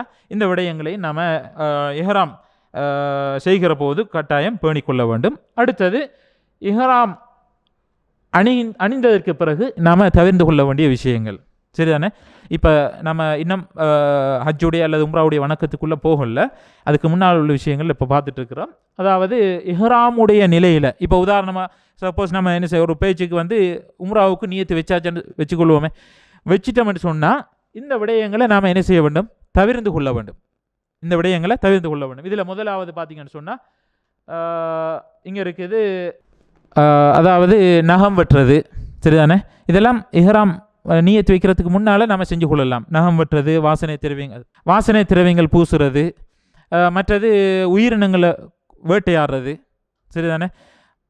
ஆண்கள் தைத்த ஆடை அணிகிறது. பெண்களுக்கு தைக்கப்பட்ட ஆடை தவறு கிடையாது. இதில் பார்த்தீங்கன்னு சொன்னால் ஆண்கள் வந்து தைக்கப்பட்ட ஆடையை இஹ்ராமுக்கு பிறகு உம்ராவுக்கு அல்லது ஹஜ்ஜுக்கு நியத்து வச்சிட்டோம்னு சொன்னால் அதுக்கு பிறகு தவிர்த்து கொள்ள வேண்டும். அதே மாதிரி வேட்டையாடுறது, பறவைகளை உயிரினங்களை கொள்வது. பெண்கள் வந்து கை உறை அணிகிறது. அதே மாதிரி ஆண்கள் தலைப்பாகை, ஆண்கள் தலையை மூடுவது, வாசனை திரவியங்கள் உடம்புல பூசிக்கொள்வது அல்லது ஆடைகளில் பூசிக்கொள்வது. இஹ்ராமுக்கு முன்னால் உடம்புல பூசிக்கொள்ளலாம், ஆடையில் எப்பவும் பூச முடியாது. இஹ்ராமுக்கு அதாவது உம்ராவுக்கு நியத்து வச்சதுக்கு பிறகு உடம்புல கூட என்ன செய்ய முடியாது, பூச முடியாது. அதே மாதிரி ஆண்கள் வந்து தலையை திறந்திருக்க வேண்டும். நம்ம இஹ்ராமோடு இருக்கிற வரைக்கும் ஆண்களுடைய தலை திறந்திருக்க வேண்டும். நகங்களை முடிகளை ஷோர்ட் பண்ணுறதோ வெட்டி கொள்றதோ குறைக்கிறதோ இது முற்றாக என்ன செய்ய வேண்டும், தவிர்த்து கொள்ள வேண்டும். இத்தோடு சேர்த்து கணவன் மனைவியாக இருந்தால் என்ன செய்ய முடியாது, இல்லற வாழ்வில் ஈடுபட முடியாது. விளங்கிட்டா? உடல் உறவு கொள்வதும் தடுக்கப்படும். இந்த விஷயங்களை, இந்த மாதிரியான விடயங்கள், அதாவது இஹ்ராமோடு செய்யக்கூடாது என்று இஸ்லாம் தடை செய்திருக்கிற விடயங்களை ஒருத்தர் தவறுதலாக அல்லது மறதியாக செஞ்சிடறார். இப்போ தலையை ஆண்கள் மூடக்கூடாது, இப்போ கடுமையான சூடாக இருக்குது, என்ன செஞ்சிடறார், அவர் அறியாமலே இஹ்ராமை தூக்கி தலையில் போட்டுக்கொள்கிறார். பக்கத்தில் இருக்கிறவர் சொல்கிறார் தலையை மூடக்கூடாது அப்படின்னு. அப்போ எடுத்து என்ன செஞ்சிடறாரு, தலையிலேருந்து எடுத்துடுறார். இப்போ இவர் குற்றவாளியான்னு கேட்டால் குற்றவாளி கிடையாது. இப்போ இவருக்கு தெரியும் தலையை மூடக்கூடாதுன்னு தெரியும், அவரால் தாங்க முடியலை, என்ன செய்கிறார், மூடிக்கொள்கிறார் என்றால் அதுக்குரிய குற்றப்பரிகாரத்தை என்ன செய்யணும், அவர் கொடுத்து கொள்ளணும். சரிதானே? இஹ்ராமுடைய நிலையில் நாம் தவிர்த்து கொள்ள வேண்டிய விஷயங்கள் இதுதான். இதை கவனத்தில் வச்சுக்கொள்ளணும். அதே மாதிரி ஹஜ்ஜு, நாம் செய்ய போகின்ற ஹஜ்ஜு, இந்த ஹஜ்ஜுடைய வணக்கங்கள் கிட்டத்தட்ட 3 வகைப்படுத்தப்படுது. ஹஜ்ஜு வந்து 3 விதமாக நாம் செய்யலாம். இதில் முதலாவது ஹஜ்ஜு மட்டும் நாம் செய்கிறது. என்னது? இஃப்ராத். இதுக்கு பேர் என்னது? இஃப்ராத். இது வந்து ஹஜ்ஜுக்காக மட்டும் நியத்து வைக்கிறது. லப்பைக்க ஹஜ்ஜன் அல்லது ஹஜ்ஜத்தன். நம்ம மீகாத்தில் லப்பைக்க உம்ரத்தன் என்று சொல்லுவோம் தானே, அந்த இடத்துல நாம் லப்பைக்க ஹஜ்ஜன் அல்லது ஹஜ்ஜத்தன், அல்லாஹும்ம லப்பைக்க ஹஜ்ஜத்தன் அப்படி என்று என்ன செய்கிறது, இஃப்ராத். அதாவது 3வது இங்கே கீழே இருக்குது இஃப்ராத். சரிதானே? இது முதலாவது வகை, ஹஜ்ஜுக்காக மட்டும் நியத்து வைக்கிறது, லப்பைக்க ஹஜ்ஜன். இரண்டாவது வகை பார்த்தீங்கன்னா கிரான். இந்த கிரான் என்பது ஹஜ்ஜையும் உம்ராவையும் சேர்த்து ஒரே வணக்கத்தில் நாம் செய்கிறது. ஹஜ்ஜையும் உம்ராவையும் ஒரே வணக்கத்தில் செய்கிறது. அப்போ அதுக்கு எப்படி நாம் நியத்து வைக்கணும்? லப்பைக்க உம்ரத்தன் ஹஜ்ஜத்தன். விளங்கிட்டா? லப்பைக்க உம்ரத்தன் ஹஜ்ஜன் அல்லது ஹஜ்ஜத்தன். இந்த மாதிரி நாம் மீகாத்தில் இருக்கும்போது என்ன செய்ய வேண்டும்? நியத்து வச்சுக்கொள்ள வேண்டும். மூன்றாவது தமத்து. தமத்து என்பது இந்த மூன்று வகையில் சிறந்த வணக்கம் எது? தமத்து. அதாவது முதலாவது நம்ம மீகாத்தில் வச்சு நியத்து வைப்போம், லப்பைக்க உம்ரத்தன் முத்தமத்தி அன்பிஹா இல்லல் ஹஜ். விளங்கிட்டா? தமத்து அடிப்படையில் உம்ரா செய்து இறைவா ஹஜ்ஜி செய்வதற்காக உன்னிடத்திலே வந்திருக்கிறேன் என்று நாம் மீகாத்தில் சொல்லிக்கொள்ள வேண்டும். இப்போ தமத்து என்பது முதலாவது நாம் எப்படி உம்ராவுக்கு போகிற நேரம் என்ன செய்வோம்? உம்ராவுடைய வணக்கங்கள் அப்படியே முடிச்சு கொள்வோம். தவாஃப் செய்து இஹ்ராம் கட்டி தவாஃப் செய்து சை செய்து முடிகளை முழுமையாக வலிச்சு கொள்வோம் அல்லது கத்தரித்து கொள்வோம். அதோட நாம் என்ன செஞ்சிருவோம்? முழுமையாக இஹ்ராமிலிருந்து விடுபட்டுருவோம். வளமையாக நம்ம அணியக்கூடிய ஆடையை என்ன செஞ்சிடலாம்? அணிஞ்சிடலாம். இப்போ நம்ம இஹ்ராமோடு கிடையாது. அதான் தமத்து என்பது. அதுக்கு பிறகு ஹஜ்ஜுடைய வணக்கங்களை ஆரம்பிக்கும் போது லப்பைக்க ஹஜ்ஜத்தன் என்று திரும்ப ஹஜ்ஜுக்காக நியத்து வைத்து நாம் ஹஜ்ஜை ஆரம்பிக்க வேணும். ஹஜ்ஜுக்காக திரும்ப மீகாத்துக்கு வரணுமான்னு கேட்டால் கிடையாது. அது நாம் என்ன செய்யலாம்? ஹஜ்ஜுடைய வணக்கங்கள் எங்கேருந்து ஆரம்பிக்குதுங்கிறத பார்க்கும்போது பார்த்துக்கொள்ளலாம். கிரான் என்பது ரெண்டையும் சேர்த்து என்ன செய்கிறது? ஒரே நேரத்தில் நியத்தை வச்சுக்கொள்கிறது. இப்போ இதில் சிறந்த வணக்கம் எது? சிறந்த ஹஜ்ஜுடைய முறை எது? தமத்து அடிப்படையில் செய்யக்கூடிய முறை. இப்போ இதில் ஒவ்வொன்றுக்கும் உள்ள வித்தியாசத்தை பார்த்தீங்கன்னு சொன்னால், தமத்து அடிப்படையில் ஹஜ்ஜி செய்யக்கூடியவரும் கிரான் அடிப்படையில் ஹஜ்ஜி செய்யக்கூடியவரும் என்ன செய்ய வேண்டும்? ஹதி கொடுக்க வேண்டும். குர்பானி என்ன செய்ய வேண்டும்? அங்கே கொடுக்க வேண்டும். ஒருவர் தனிமையில் கொடுப்பதாக இருந்தால் ஒரு ஆடு என்ன செய்ய வேண்டும்? கொடுத்து கொள்ள வேண்டும். இஃப்ராத் ஹஜ்ஜு மட்டும் செய்யக்கூடியவருக்கு குர்பானி ஹதி கடமையாண்டு கேட்டால் அவருக்கு கடமை கிடையாது. அவருக்கு கடமை கிடையாது. இப்போ கிரான் இஃப்ராத் இது ரெண்டுக்கும் உள்ள வித்தியாசம் என்னென்னு கேட்டால், கிட்டத்தட்ட ரெண்டுமே ஒரே மாதிரி தான் செய்வோம். கிரான் அதாவது ஹஜ்ஜையும் உம்ராவையும் சேர்த்து ஒரே வணக்கத்தில் நம்ம ஹஜ்ஜி செய்கிறதாக இருந்தாலும், ஹஜ்ஜை மட்டும் இஃப்ராத் அடிப்படையில் ஹஜ்ஜி செய்கிறதாக இருந்தாலும், ரெண்டினுடைய வணக்க வழிபாடுகள் எல்லாமே சேம் தான். ரெண்டுக்கும் உள்ள ஒரே ஒரு வித்தியாசம், கிரான் ஹஜ்ஜையும் உம்ராவையும் சேர்த்து நாம் ஹஜ்ஜி செய்கிறதாக இருந்தால் ஹதி கொடுப்பது மட்டும்தான் வித்தியாசம். மற்ற எல்லாமே சேமாக தான் இருக்கும். மற்ற எல்லாமே சேமாகத்தான் நம்ம ஒரே வணக்க வழிபாடுகளை தான் செய்து கொள்வோம். ஆனால் தமத்து என்பது வித்தியாசம். ஃபெஸ்ட்டுக்கு நாம் போயிட்டு உம்ராவை வளமையாக உம்ரா செய்கிற மாதிரி அப்படியே முழுமையாக உம்ராவை செய்து முடிச்சிடுறது. அதுக்கு பிறகு 8வது நாள் யௌமு தர்வியான்னு சொல்லக்கூடிய மினாவுக்கு அல்லது மினாவுக்கு நாம் வந்ததுக்கு பிறகு என்ன செய்வோம்? அங்கேருந்து லப்பைக்க ஹஜ்ஜன்னு சொல்லி ஹஜ்ஜுக்காக நாம் நியத்து வச்சுக்கொள்வது. இதுதான் ஹஜ்ஜினுடைய வகைகள். இந்த ஹஜ்ஜினுடைய வகைகளை நாம் தெளிவாக புரிஞ்சு கொள்ள வேண்டும். நாம் போகும்போது எந்த அடிப்படையில் ஹஜ்ஜி செய்கிறோமோ அதுக்கேற்றவாறு நாம் என்ன செய்ய வேண்டும்? நம்முடைய வணக்கங்களை அமைச்சு கொள்ள வேண்டும். அடுத்ததாக இப்போ கூடுதலாக இங்கிருந்து போகக்கூடியவங்க தமத்து அடிப்படையில் என்ன செய்வாங்க? ஹஜ்ஜுடைய கடமைகளை செய்து கொள்வாங்க. இப்போ ஹஜ்ஜுடைய கடமைகளை செய்யக்கூடியவங்க முதலாவது உம்ராவுடைய வணக்கத்தை தான் என்ன செய்வாங்க? செய்ய போகிறாங்க. அப்போ உம்ராவுடைய வணக்கங்களை செய்யும்போது நாம் இங்கே பார்த்தோம்னு சொன்னால், முதலாவது தமத்து அடிப்படையில் ஹஜ்ஜி செய்ய போகிறோம் என்றால் மீகாத்தில் வச்சு தாயிஃபில் வச்சு நம்ம இங்கேருந்து போகக்கூடிய பெரும்பான்மையானவங்க என்ன செய்வாங்க? தாயிஃப் வழியாகத்தான் மக்காவுக்கு போவாங்க. அப்போ சைல் கபீர் என்று சொல்லக்கூடிய மீகாத்தில் வச்சு நாம் இஹ்ராமுடைய ஆடை, அதுக்கு முன்னால் செய்ய வேண்டிய சுன்னத்தான விஷயங்களை செய்து முடித்ததுக்கு பிறகு இஹ்ராமுடைய ஆடையை அணிந்து வாகனத்தில் ஏறினத்துக்கு பிறகு நாம் என்ன செய்வோம்? ஹஜ்ஜுடைய நியத்தை வச்சுக்கொள்வோம். லப்பைக்க உம்ரத்தன் முத்தமத்தி அன்பிஹா இலல் ஹஜ் என்ற அந்த நியத்தை சொன்னதற்கு பிறகு நாம் எங்களுடைய உம்ராவை நாம் ஸ்டார்ட் பண்ணுறோம். சரியா? அப்போ குளிக்கிறவங்க குளிச்சு கொள்வாங்க. குளிக்கிறதெல்லாம் சுன்னத்தான விஷயம். வளமையாக உம்ராவுக்கு போகிற நேரம் சொல்லித்தரக்கூடிய விடயங்கள் தான். குளிப்பது என்பது நம்ம மீகாத்துக்கு போனால் கட்டாயம் குளிக்கணுமான்னு கேட்டால் கட்டாயம் கிடையாது. குளிப்பது என்பது சுன்னத்தான ஒரு விடயம். சரியா? அப்போ குளிச்சுட்டு இஹ்ராமுடைய ஆடையை அணிவோம். இஹ்ராமுடைய ஆடையை அணிஞ்சு பஸ்ஸில் ஏறி உட்கார்ந்ததுக்கு பிறகு நாம் நியத்தை வச்சுக்கொள்வோம். நியத்தை வச்சத்திலிருந்து உம்ராவுடைய தவாஃப் ஸ்டார்ட் ஆகும் வரைக்கும் நாம் என்ன செய்ய வேண்டும்? தல்பியா சொல்லிக்கொள்ள வேண்டும். லப்பைக் அல்லாஹும்ம லப்பைக் லப்பைக் லா ஷரீக லக் லப்பைக் இன்னல் ஹம்த வன் நிஅமத லக வல் முல்க் லா ஷரீக லக் என்கிற தல்பியாவை நம்ம திரும்ப திரும்ப என்ன செய்ய வேண்டும்? ஓதிக்கொள்ள வேண்டும். கிரான் அல்லது இஃப்ராத் அடிப்படையில் ஹஜ்ஜி செய்யக்கூடியவர்களாக இருந்தால் அவங்க என்ன செய்வாங்க, அதாவது தவாஃப் ஸ்டார்ட் பண்ணும், அதாவது பெருநாளுடைய தினத்தில் கல்லெல்லாம் அடித்து தவாஃப் ஸ்டார்ட் பண்ணும் வரைக்கும் என்ன செய்ய வேண்டும், அவங்க தல்பியா ஓதிக்கொள்ள வேண்டும். அதாவது பெருநாளுடைய தினத்தில் கல் அடிக்கும் வரைக்கும், ஜம்ரத்துல் அக்கபாவில் கல் அடிக்கும் வரைக்கும் என்ன செய்ய வேண்டும், தல்பியாவை ஓதிக்கொள்ளணும். கல் அடித்ததுக்கு பிறகு தல்பியாவை நாம் நிறுத்திடுவோம். சரியா? இப்போ தமத்து அடிப்படையில் ஹஜ்ஜி செய்யக்கூடியவங்க என்ன செய்வாங்க, எப்போ திரும்ப 8வது நாள் ஹஜ்ஜிக்காக நியத்து வைப்பாங்களோ அதிலிருந்து அக்கபா, அதாவது பெருநாள் தினத்தில் ஒரு இடத்துல தான் கல் அடிப்போம். அந்த இடத்துல கல் அடித்தத்தோடு அடிக்கும் வரைக்கும் நம்ம தல்பியாவை ஓதிக்கொள்ளணும். சரியான? இப்போ உம்ராவுடைய விஷயங்களை சுருக்கமாக சொல்லிக்கொள்கிறோம், வளமையாக எல்லாருக்கும் தெரிந்த விஷயங்கள். அதுக்கு பிறகு வாகனத்தில் ஏறி தல்பியா ஓதிட்டு நம்ம என்ன செய்வோம், மஸ்ஜிதுல் ஹராமுக்கு வருவோம். பள்ளிவாசல் நுழையும் போது நாம் உது செய்து கொள்ள வேண்டும். ஏனென்றால் தவாஃப் செய்கிற நேரம் நாம் உதுவோடு இருக்க வேண்டும். தவாஃப் செய்கிற நேரம் உதுவோடு இருக்க வேண்டும்.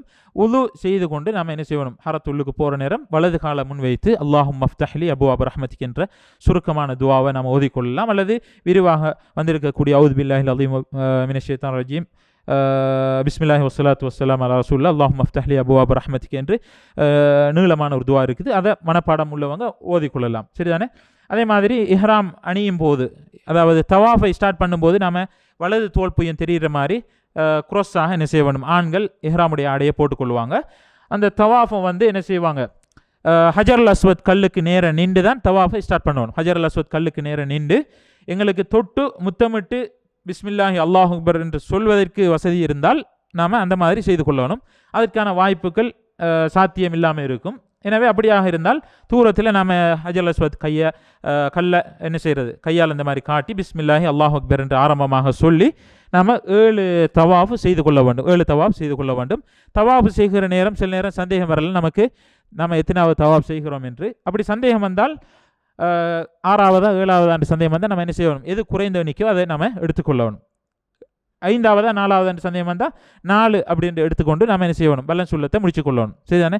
இந்த தவாஃப் செய்யும் போது முதல் 3 தவாஃப்லையும் கொஞ்சம் வேகமாக 8 பக்கத்தில் வச்சு கொஞ்சம் வேகமாக என்ன செய்வாங்க, தவாஃப் செய்வாங்க. அது சுன்னத்தான ஒரு விஷயம். அது எங்களுக்கு சாத்தியம் இல்லைன்னு சொன்னால் நாம் என்ன செய்யலாம், எங்களுக்கு முடியுமான அமைப்பில் நாம் அந்த வணக்கத்தை செய்து கொள்ள வேண்டும்.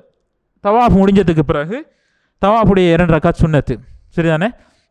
தவாஃபுடைய 2 ரக்காத் சுன்னத்தை மக்காம் இப்ராஹிமுக்கு பின்னால் நின்று நம்ம தொழுது கொள்ளணும். எங்களுக்கு பின்னால் நின்று தொழுகிறதுக்கு வசதி இல்லைன்னு சொன்னால் கொஞ்சம் ஓரமாக மக்களுக்கு, அதாவது தவாஃப் செய்யக்கூடியவங்களுக்கு டிஸ்டர்ப் இல்லாமல் என்ன செய்வோம், நம்ம தவாஃப் செய்து கொள்ள தவாஃபுடைய 2 ரக்காத் சுன்னத்தை தொழுது கொள்ளணும். தொழுதும் போது முதலாவது ரக்காத்தில் சூரத்துல் ஃபாத்தியாவுக்கு பின்னால் குல் யா அய்யுஹல் காஃபிரூன் என்கிற அத்தியாயத்தை ஓதி நம்ம தொழுது கொள்ளணும். 2வது ரக்காத்தில் சூரத்துல் ஃபாத்தியாவுக்கு பிறகு குல் ஹுவல்லாஹு அஹத், முதலாவது ரக்காத்தில் குல் யா அய்யுஹல் காஃபிரூன், 2வது ரக்காத்தில் குல் ஹுவல்லாஹு அஹத் ஓதி நாம் என்ன செய்யணும், அந்த தொழுகையை முடிச்சிட்டோம்னு சொன்னால் இஹ்ராமுடைய புடவை, அதாவது 7 தவாஃப் முடிஞ்சத்தோடு நம்ம என்ன செய்யலாம், தோல் புயத்தை நாம் என்ன செய்யலாம், மூடிக்கொள்ளலாம். 2வது 3வது தவாஃப் செய்யும் போது அல்லாஹு அக்பர் என்று மாத்திரம் நம்ம சொல்லிக்கொண்டால் போதுமானது. சரிதானே? இப்போ இது தமத்து அடிப்படையில் ஹஜ்ஜி செய்யக்கூடியவங்க முதலாவது என்ன செய்வாங்க, தவாஃபை செய்வாங்க. சரிதானே? இப்போ அந்த தவாஃபு சுன்னத்தான தவாஃப் இருக்குது, தவாஃபுல் குதும் என்று நம்ம போனத்தோடு செய்யக்கூடிய தவாஃப். அதை நாம் என்ன செய்யலாம், உம்ராவுடைய தவாஃபோடு சேர்த்து நம்ம என்ன செய்யலாம், செய்து கொள்ளலாம். தனித்தனியாக செய்கிறதாக இருந்தாலும் செய்து கொள்ளலாம். விளங்கிட்டா? இப்போ தவாஃபுல் குதும் என்பது போனத்தோடு நாம் செய்யக்கூடிய தவாஃப். இப்போ தனியாக ஹஜ்ஜு மட்டும் செய்யக்கூடியவங்க என்ன செய்வாங்க, தவாஃபுல் குதும் அதை முடிச்சுட்டு அதுக்கு பின்னால் ஹஜ்ஜுடைய சையை முட்கூட்டியே முன்மை, அதாவது முற்படுத்தி என்ன செய்கிறது, அந்த தவாஃபை முடிச்சதுக்கு பிறகு ஹஜ்ஜுடைய சையை என்ன செய்கிறது, அதுக்கு பின்னால் சை செய்கிறது. அதே மாதிரி கிரான் அடிப்படையில் செய்யக்கூடியவங்களும் என்ன செய்வாங்க, ஹஜ்ஜுடைய சையை முற்படுத்தி என்ன செய்யலாம், செய்து கொள்ளலாம். தமத்து அடிப்படையில் செய்யக்கூடியவங்க அவங்களோட சையை என்ன செய்ய முடியாது, முற்படுத்த இயலாது. ஏனென்றால் நாம் ஃபெஸ்ட்டுக்கு செய்யக்கூடியது உம்ராவுக்கு தவாஃபும் செய்யணும், சையும் செய்யணும். விளங்கிட்டா? அப்போ ஹஜ்ஜுடைய சையை பிறகு தான் நாம் என்ன செய்யணும், செய்து கொள்ள வேண்டும்.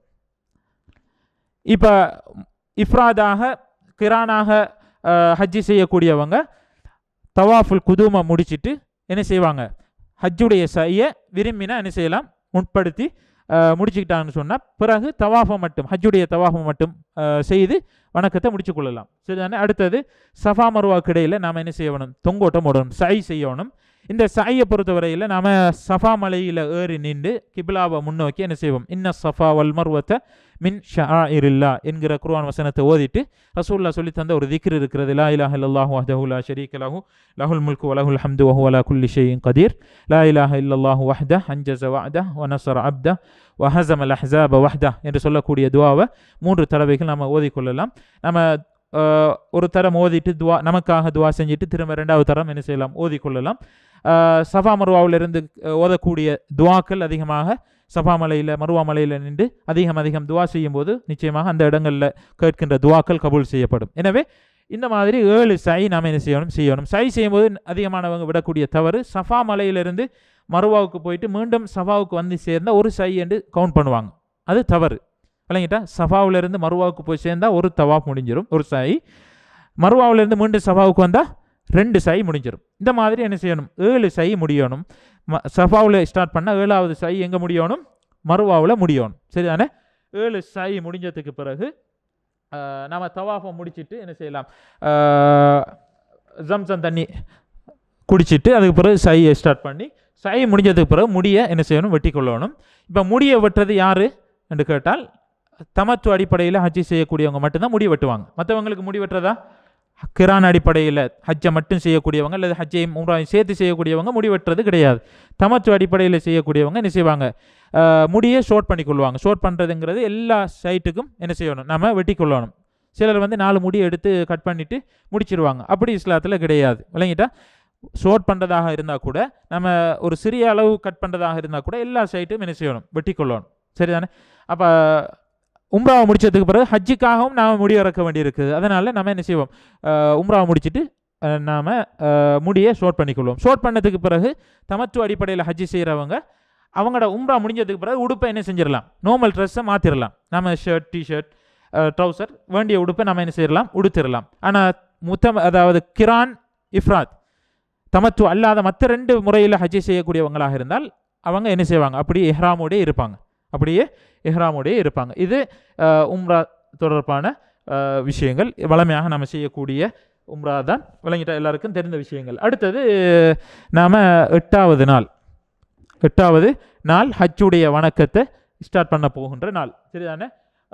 ஹஜ்ஜுடைய அதாவது மினாவில் 8வது நாள் நாம் என்ன செய்வோம், உம்ராவில் முடிச்சுட்டு மக்காவிலிருந்து வெளியே வரும்போது குளித்து என்ன செய்வோம், இஹ்ராமுடைய ஆடை அணிந்து விட்டு நறுமணம் பூசுறதாக இருந்தால் எங்களோட உடம்புல நம்ம பூசிக்கொள்ளலாம். ஏற்கனவே இஹ்ராமுடைய நேரத்தில் சொன்ன விஷயங்களை நாம் பேணிக்கொள்ளணும். இப்போ ஹஜ்ஜுக்காக நாம் இஹ்ராம் கட்டுவதற்கு மீகாத்துக்கு போக வேண்டிய அவசியம் கிடையாது. என்ன செய்வோம், நம்ம இருக்கிற இடத்துலேருந்து என்ன செய்வோம், இஹ்ராமுடைய ஆடையை உடுத்துட்டு மினாவுக்கு வருவோம். சரியா?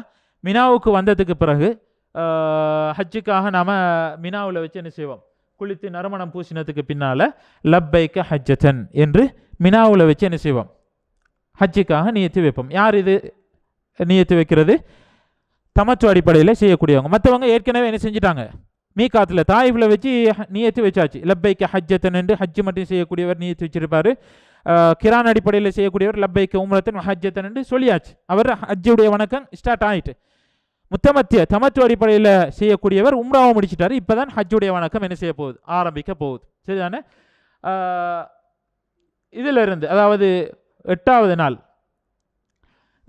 நாள் ஹஜ்ஜுக்காக நாம் மினாவில் வச்சு ஹஜ்ஜுடைய நியத்தை வச்சத்திலிருந்து 10வது நாள் பெருநாளுடைய தினம் நாம் என்ன செய்வோம், ஜம்ரத்துல் அக்கபா அதாவது கல்லடிக்கக்கூடிய இடம் 3 இடம் இருக்குது. சரிதானே? 3 இடம் இருக்குது. முதலாவது இருக்கிறது ஜம்ரத்து சுக்ரான்னு சொல்லுவாங்க. 2வதுல சென்டரில் இருக்கிறது உஸ்தா, மத்தியில் இருக்கிறது தொங்கல் இருக்கிறது அக்கபான்னு சொல்கிறது ஜம்ரத்துல் அக்கபா. 3வது இருக்கிறது. பெருநாள் தினத்தில் 1வது 2வதுல கல் அடிக்கிறல்ல, 3வதுல தான் போயிட்டு என்ன செய்வோம், 7 கல் அடிப்போம். சரியா? அந்த 7 கல் அடிக்கும் வரைக்கும் நம்ம என்ன செய்வோம், லப்பைக் அல்லாஹும்ம லப்பைக் லப்பைக் லா ஷரீக லக லப்பைக் என்ற அந்த தல்பியாவை நம்ம என்ன செய்வோம், அது வரைக்கும் நம்ம ஓதிக்கொள்ளலாம். இப்போ 8வது நாள் மினாவில் நாம் இருக்கிற நேரம் ஒவ்வொரு தொழுகைகளையும் நம்ம என்ன செய்வோம், அந்தந்த டைமுக்கு தொழுது கொள்ளணும். விளங்கிட்டா? மினாவில் 8வது நாள் லுஹருடைய தொழுகை இருக்குது, அசருடைய தொழுகை, மகரிப், இஷா. அடுத்த நாள் 9வது நாள் காலையில் ஃபஜ்ர் தொழுகை. இது எல்லா தொழுகையும் அந்தந்த டைமில் நம்ம தொழுது கொள்ளணும்.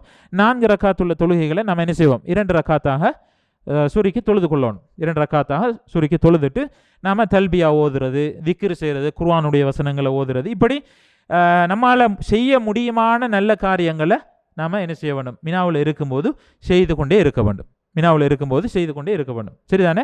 இது 8வது நாள் நாம் செய்யக்கூடிய வணக்கங்கள். 8வது நாளில் நம்ம என்ன செய்வோம், ஹஜ்ஜுக்குரிய தமத்து அடிப்படையில் ஹஜ்ஜு செய்கிறவங்க 8வது நாள் என்ன செய்வாங்க, மினாவுக்கு வந்ததுக்கு பிறகு என்ன செய்யலாம், இஹ்ராமுடைய ஆடையை உடுத்துட்டு லப்பைக்க ஹஜ்ஜத்தன் என்று எப்போ நம்ம சொல்கிறோமோ அந்த நிமிஷத்திலிருந்து ஹஜ்ஜி ஸ்டார்ட் ஆயிரும். அதுக்கு பிறகு நம்ம தவிர்க்க வேண்டிய, இஹ்ராமோடு தவிர்க்க வேண்டிய விஷயங்களை தவிர்த்து கொள்ள வேண்டும். இஃப்ராத் கிரான் அடிப்படையில் செய்கிறவங்க அவங்க மீகாத் தாயிஃபிலிருந்தே என்ன செஞ்சிருவாங்க, தவிர்க்க வேண்டியதை கடைசி வரைக்கும், அதாவது பெருநாள் தினத்தில் கல்லடிக்கும் வரைக்கும் என்ன செய்வாங்க, அவங்க தவிர்த்து கொள்வாங்க. இது 8வது நாளில் நம்ம செய்யக்கூடிய வணக்கங்கள்.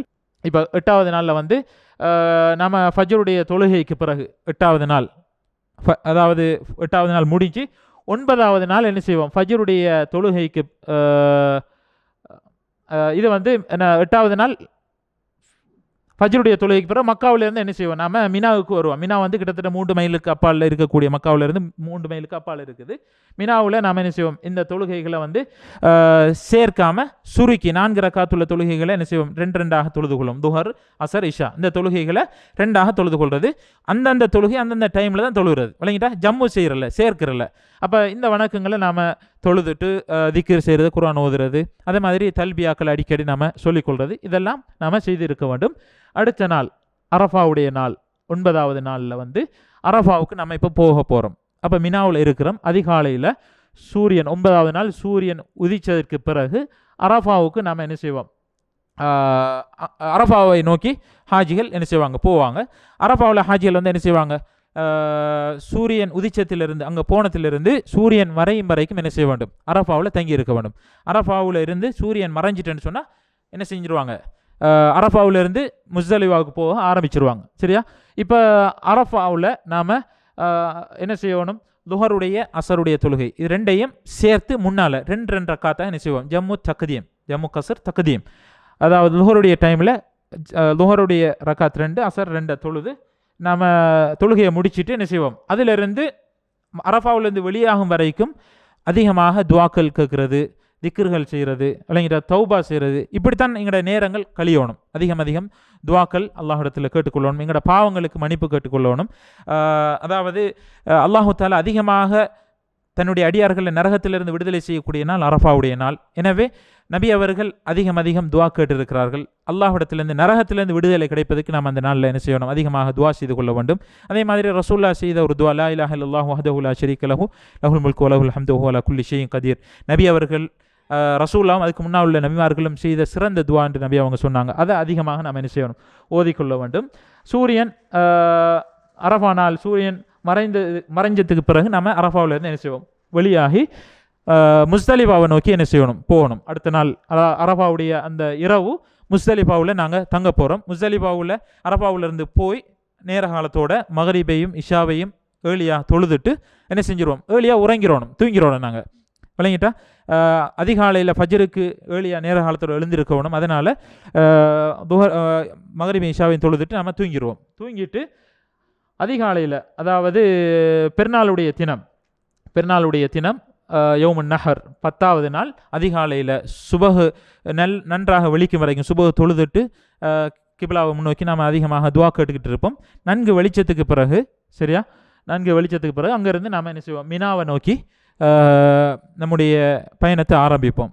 மினாவை நோக்கி 10வது நாள் மினாவுக்கு போய் நாம் முதலாவது செய்யக்கூடியது என்ன செய்கிறது, அங்கேருந்து போகிற நேரம் 7 கற்களை, சிறிய கற்களை 7 கற்களை நம்ம புறக்கி கொண்டு ஜம்ரத்துல் அக்கபா என்று சொல்லக்கூடிய 3 இடம் இருக்குது. முதலாவது கிடையாது, 2வது கிடையாது, 3வது ஜம்ரத்துல் அக்கபா தொங்கலில் இருக்கக்கூடியது. அங்கே போயிட்டு நாம் என்ன செய்வோம், 7 கற்களை அடித்து விட்டு ஒவ்வொரு கல் அடிக்கும் போதும் அல்லாஹ் அக்பர் என்று ஒவ்வொரு கல்லாக மொத்தமாக என்ன செய்யறல, 7ஐயும் மொத்தமாக தூக்கி போறல, சரியா, ஒவ்வொரு கல்லாக அடிக்க வேண்டும். 7 கற்களை அல்லாஹ் அக்பர் என்று நாம் 7 கல் அடித்து விட்டு அதற்கு பிறகு நாம் என்ன செய்ய வேண்டும், முடிகளை இறைக்கு அதாவது கத்தரித்து கொள்வது. அதாவது ஆண்கள் வந்து என்ன செய்வாங்க, முடியை ஃபுல்லாகவே வலிச்சு கொள்வாங்க, அதுதான் சிறந்தது. அல்லது ஷார்ட் பண்ணி கொள்வாங்க, சரிதானே. முடிகளை வலிக்கிறது சால சிறந்தது. ஹஜ்ஜுக்காக நாம் போகிற நேரம் முழுமையாக முடியை நம்ம வலிச்சு கொள்ளணும். அதுக்கு பிறகு பெருநாள் தினத்தில் நம்ம கல் அடிச்சுட்டு அடுத்ததாக நாம் என்ன செய்வோம், முடியை ஷோர்ட் பண்ணிக்கொள்வோம் அல்லது முழுமையாக வலிச்சுக்கொள்வோம். அதுக்கு பிறகு நாம் ஹதி கொடுக்க வேண்டும்.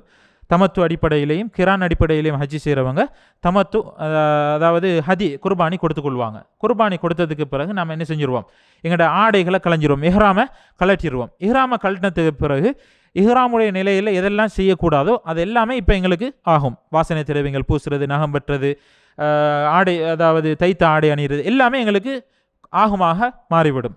ஒன்றை தவிர, அதாவது கணவன் மனைவியாக செல்லக்கூடியவங்க கணவன் மனைவியோடு என்ன செய்ய முடியாது, சேர முடியாது. சரியா? அதை தவிர மற்ற எல்லாமே ஆகமாக்கப்பட்டுவிடும். சரியா? பெருநாளுடைய தினத்தில் அதிகாலையில் 10வது நாள் துல்ஹஜ் 10வது நாளில் வந்து நாம் முஸ்தலிஃபாவில் ஃபஜ்ர் சலா முடிச்சுட்டு என்ன செய்வோம், அதிகமாக அல்லாஹ்விடத்தில் துவா கேட்டுட்டு அங்கேருந்து ஸ்ட்ரெயிட்டாக நாம் என்ன செய்வோம், ஜம்ரத்துல் அக்கபா மினாவில் ஜம்ரத்துல் சுகரா, ஜம்ரத்துல் உஸ்தா, ஜம்ரத்துல் அக்கபா முதலாவது ரெண்டாவதுலேயும் நம்ம என்ன செய்ய மாட்டோம், கல்லடிக்க மாட்டோம். பெருநாளுடைய தினத்தில் 10வது நாள். 3வது தொங்கல் இருக்கிற இடத்துல தான் நாம் என்ன செய்வோம், 7 கற்களை நம்ம முஸ்தலிஃபாவிலிருந்து மினாவுக்கு போகிற ஜம்ராவுக்கு போகிற வழியில் அல்லது நாம் இருக்கிற இடத்துல 7 கற்களை நாம் என்ன செய்யணும், புரைக்கொள்ளணும். அங்கேருந்து போயிட்டு நாம் என்ன செய்வோம், ஜம்ரத்துல் அக்கபாவில் ஒவ்வொரு கல்லாக அல்லாஹு அக்பர் என்று நாம் என்ன செய்ய வேண்டும், கல்லடிக்க வேண்டும்.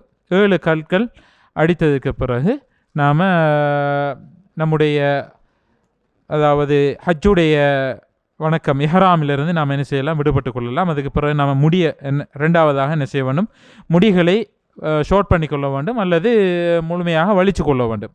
சரிதானே? மொட்டை அடிக்கிறது அல்லது ஷார்ட் பண்ணிக்கொள்வது. மொட்டை அடிக்கிறது வந்து முடிகளை முழுமையாக கத்தரிக்கிறது தான் சிறந்தது என்று நபி அவர்கள் சொல்லியிருக்கிறார்கள். எனவே முழுமையாக வலித்து கொள்வது. சரிதானே? முடிகளை முழுமையாக வலித்ததுக்கு பிறகு நாம் 3வதாக குர்பானி கொடுக்கிறது, அதாவது ஹதி என்று சொல்கிறது. தமத்து அடிப்படையிலையும் கிரான் அடிப்படையிலையும் ஹஜ்ஜி செய்யக்கூடியவங்க கூடுதலாக இங்கேருந்து போகிறவங்க தமத்து அடிப்படையில் தான் ஹஜ்ஜி செய்ய போகிறாங்க. அதனால் என்ன செய்கிறது, கல் அடித்ததுக்கு பிறகு முடிகளை வெட்டி முடிஞ்சதுக்கு பிறகு நாம் என்ன செய்வோம், ஹதி கொடுத்துக்கொள்வோம். ஹதி வந்து நாம் நேரடியாகவும் கொடுக்கலாம் அல்லது இன்னொருத்தரை பொறுப்பாக்கி நாம் அதுக்குரிய பணத்தை கட்டினா என்ன செய்யலாம், ஹதி எங்களுக்காக குர்பானி கொடுக்கப்படும். சரிதானே? தமத்து அடிப்படையில் செய்யக்கூடியவங்க கட்டாயம் என்ன செய்ய வேண்டும், ஹதி கொடுக்க வேண்டும். அந்த ஹதியை வந்து கல் அடித்ததுக்கு பிறகு நாம் என்ன செய்யலாம், பெருநாளுடைய தினத்தில் கொடுத்து கொள்ளலாம். சரிதானே? இப்போ கல் அடித்து நாம் முடிகளை களைஞ்சதுக்கு பிறகு எங்களுக்கு இஹ்ராமுடைய நிலையில் செய்யக்கூடாத விஷயங்கள், வாசனை திரவியங்கள் பூசுறது, ஆண்கள் தைத்த ஆடை அணிகிறது, தலைகளை மூடுறது, நகம் வெட்டுறது, முடிகளை களையிறது, இது எல்லாமே எங்களுக்கு அதாவது இஹ்ராமுடைய நிலையில் எதெல்லாம் செய்யக்கூடாதோ அதெல்லாம் எங்களுக்கு அது தற்காலிகமாக தடுக்கப்பட்டவைகள் தான்.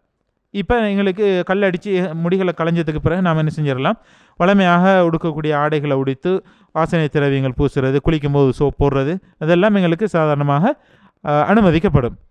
அதுக்கு பிறகு நாம் என்ன செய்வோம், தவாஃபுல் இஃபாலா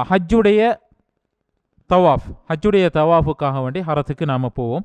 பெருநாளுடைய தினத்தில் கல் அடித்து முடியெல்லாம் வெட்டினதுக்கு பிறகு நாம் ஹஜ்ஜுடைய தவாஃபை செய்ய வேண்டும். இந்த ஹஜ்ஜுடைய தவாஃபை வந்து நாம் பெருநாளுடைய தினத்திலும் செய்து கொள்ளலாம் அல்லது கடைசியாக நம்ம மக்காவிலிருந்து எங்களோட ஹஜ்ஜுடைய வணக்கங்கள்லாம் முடிச்சுட்டு கடைசியாக போகிற நேரம் ஹஜ்ஜத்துல் அதாவது தவாஃபுல் வதா பிரியாவுடை தவாஃப் அப்படின்னு சொல்லக்கூடிய இறுதியாக நாங்கள் மக்காவிலிருந்து புறப்படும் போது செய்யக்கூடிய அந்த தவாஃப், அந்த டைமில் ரெண்டையும் சேர்த்து ஒரே நேரத்திலே நம்ம என்ன செய்யலாம், ஒரு தவாஃப் செய்வோம். அதாவது 7 தவாஃப் ஒரே தவாஃபை 2 நியத்தில் நம்ம செய்து கொள்ளலாம். தவாஃபுல் வதா பிரியாவுடைய தவாஃப் என்கிற நியத்திலேயும் ஹஜ்ஜுடைய தவாஃப் என்கிற நியத்திலே நம்ம என்ன செய்யலாம், நம்ம 7 தவாஃப், அதாவது ஒரு தவாஃப் தான் அது 7 சுத்து, அந்த ஒரு தவாஃபை 2 நியத்தில் நம்ம செய்து கொள்வது. அல்லது பெருநாளுடைய தினத்தில் நம்ம கல் அடித்து முடிகளை களைந்ததுக்கு பிறகு நாம் மக்காவுக்கு ஹரத்துக்கு சென்று வளமையாக செய்யக்கூடிய தவாஃப்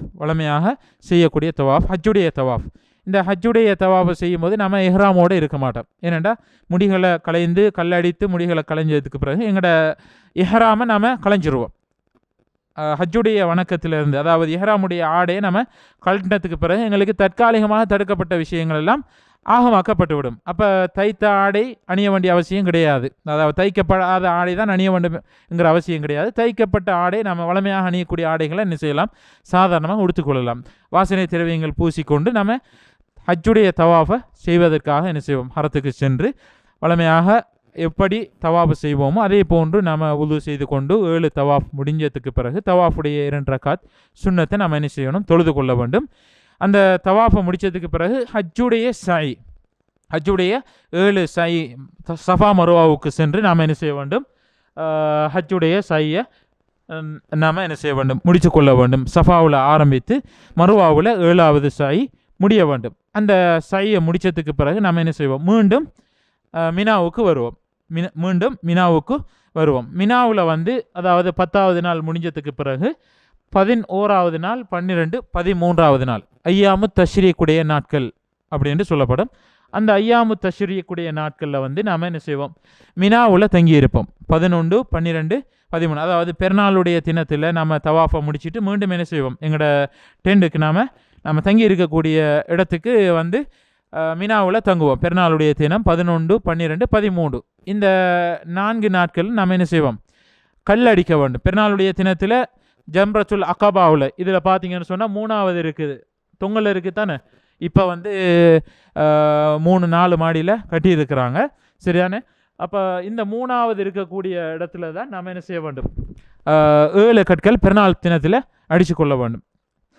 தவாஃபை ஹஜ்ஜுடைய தவாஃப் 7 தவாஃபை முடித்து ஹஜ்ஜுடைய சையை முடிச்சிட்டோம்னு சொன்னால் ஹஜ்ஜுடைய பெரும்பான்மையான வணக்கங்கள் நிறைவடைந்து விடும். அதுக்கு பிறகு நாம் 11வது நாள், 12வது நாள், 13வது நாள்.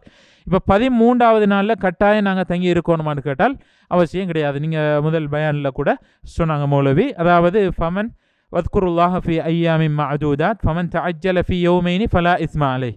இப்போ 2 நாட்களில் 11, 12 இந்த 2 நாட்களில் கல் அடிக்க வேண்டிய இடங்களில் கல் அடிச்சுட்டு சூரியன் மறைகிறதுக்கு முன்னால் நம்ம மினாவிலேருந்து வெளியாகிறோம்.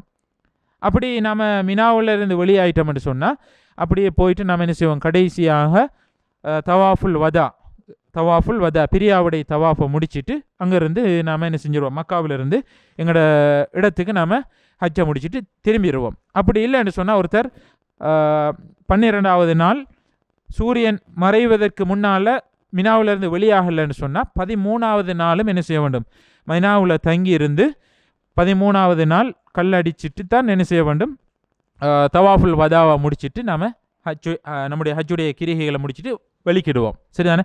அப்போ 12வது நாளில் இருந்து 12வது நாள் கல் அடிச்சுட்டு என்ன செய்யலாம், எங்களுக்கு தவாஃபுல் வதாவுக்கு போயிடலாம். அல்லது 13வது நாள் நம்ம மினாவில் தங்கியிருந்து 13வது நாளும் கல் அடிக்கணும். அதாவது இந்த 11, 12, 13 இந்த 3 நாட்கள்லையும் நாம் பெரும்பான்மையான பகுதியை மினாவில் தங்கி இருக்க வேண்டும். பெரும்பான்மையான இரவில் பெரும்பான்மையான பகுதியை நம்ம மினாவில் தங்கியிருப்போம். இப்போ சிலர் மினாவுக்கு வெளியில் இருக்கக்கூடியவங்க மினாவில் என்ன செய்வாங்க, தங்குவதற்காக வருவாங்க. எங்களுக்கு நாங்கள் தங்கக்கூடிய இடம் மினாவிலே இருக்குமாக இருந்தால் அது இன்னும் வசதியாக இருக்குது. நாம் என்ன செய்வோம், இரவுடைய பெரும்பகுதியை நம்ம மினாவில் தங்க வேண்டும், சரியா. மினாவில் தங்குறது ஹஜ்ஜுடைய வாஜிபாத்துகளில் ஒரு வாஜிப், கட்டாயம் செய்ய வேண்டியது.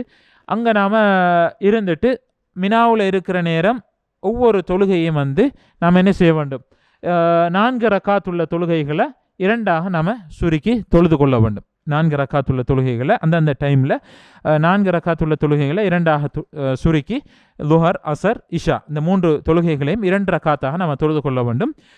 சூரியன் உச்சியிலிருந்து சாய்ந்ததற்கு பிறகு நாம் என்ன செய்ய வேண்டும், கல் அடிக்கிற இடத்துக்கு ஜம்ராத்துக்கு நாம் என்ன செய்வோம், கல் அடிப்பதற்காக செல்வோம்.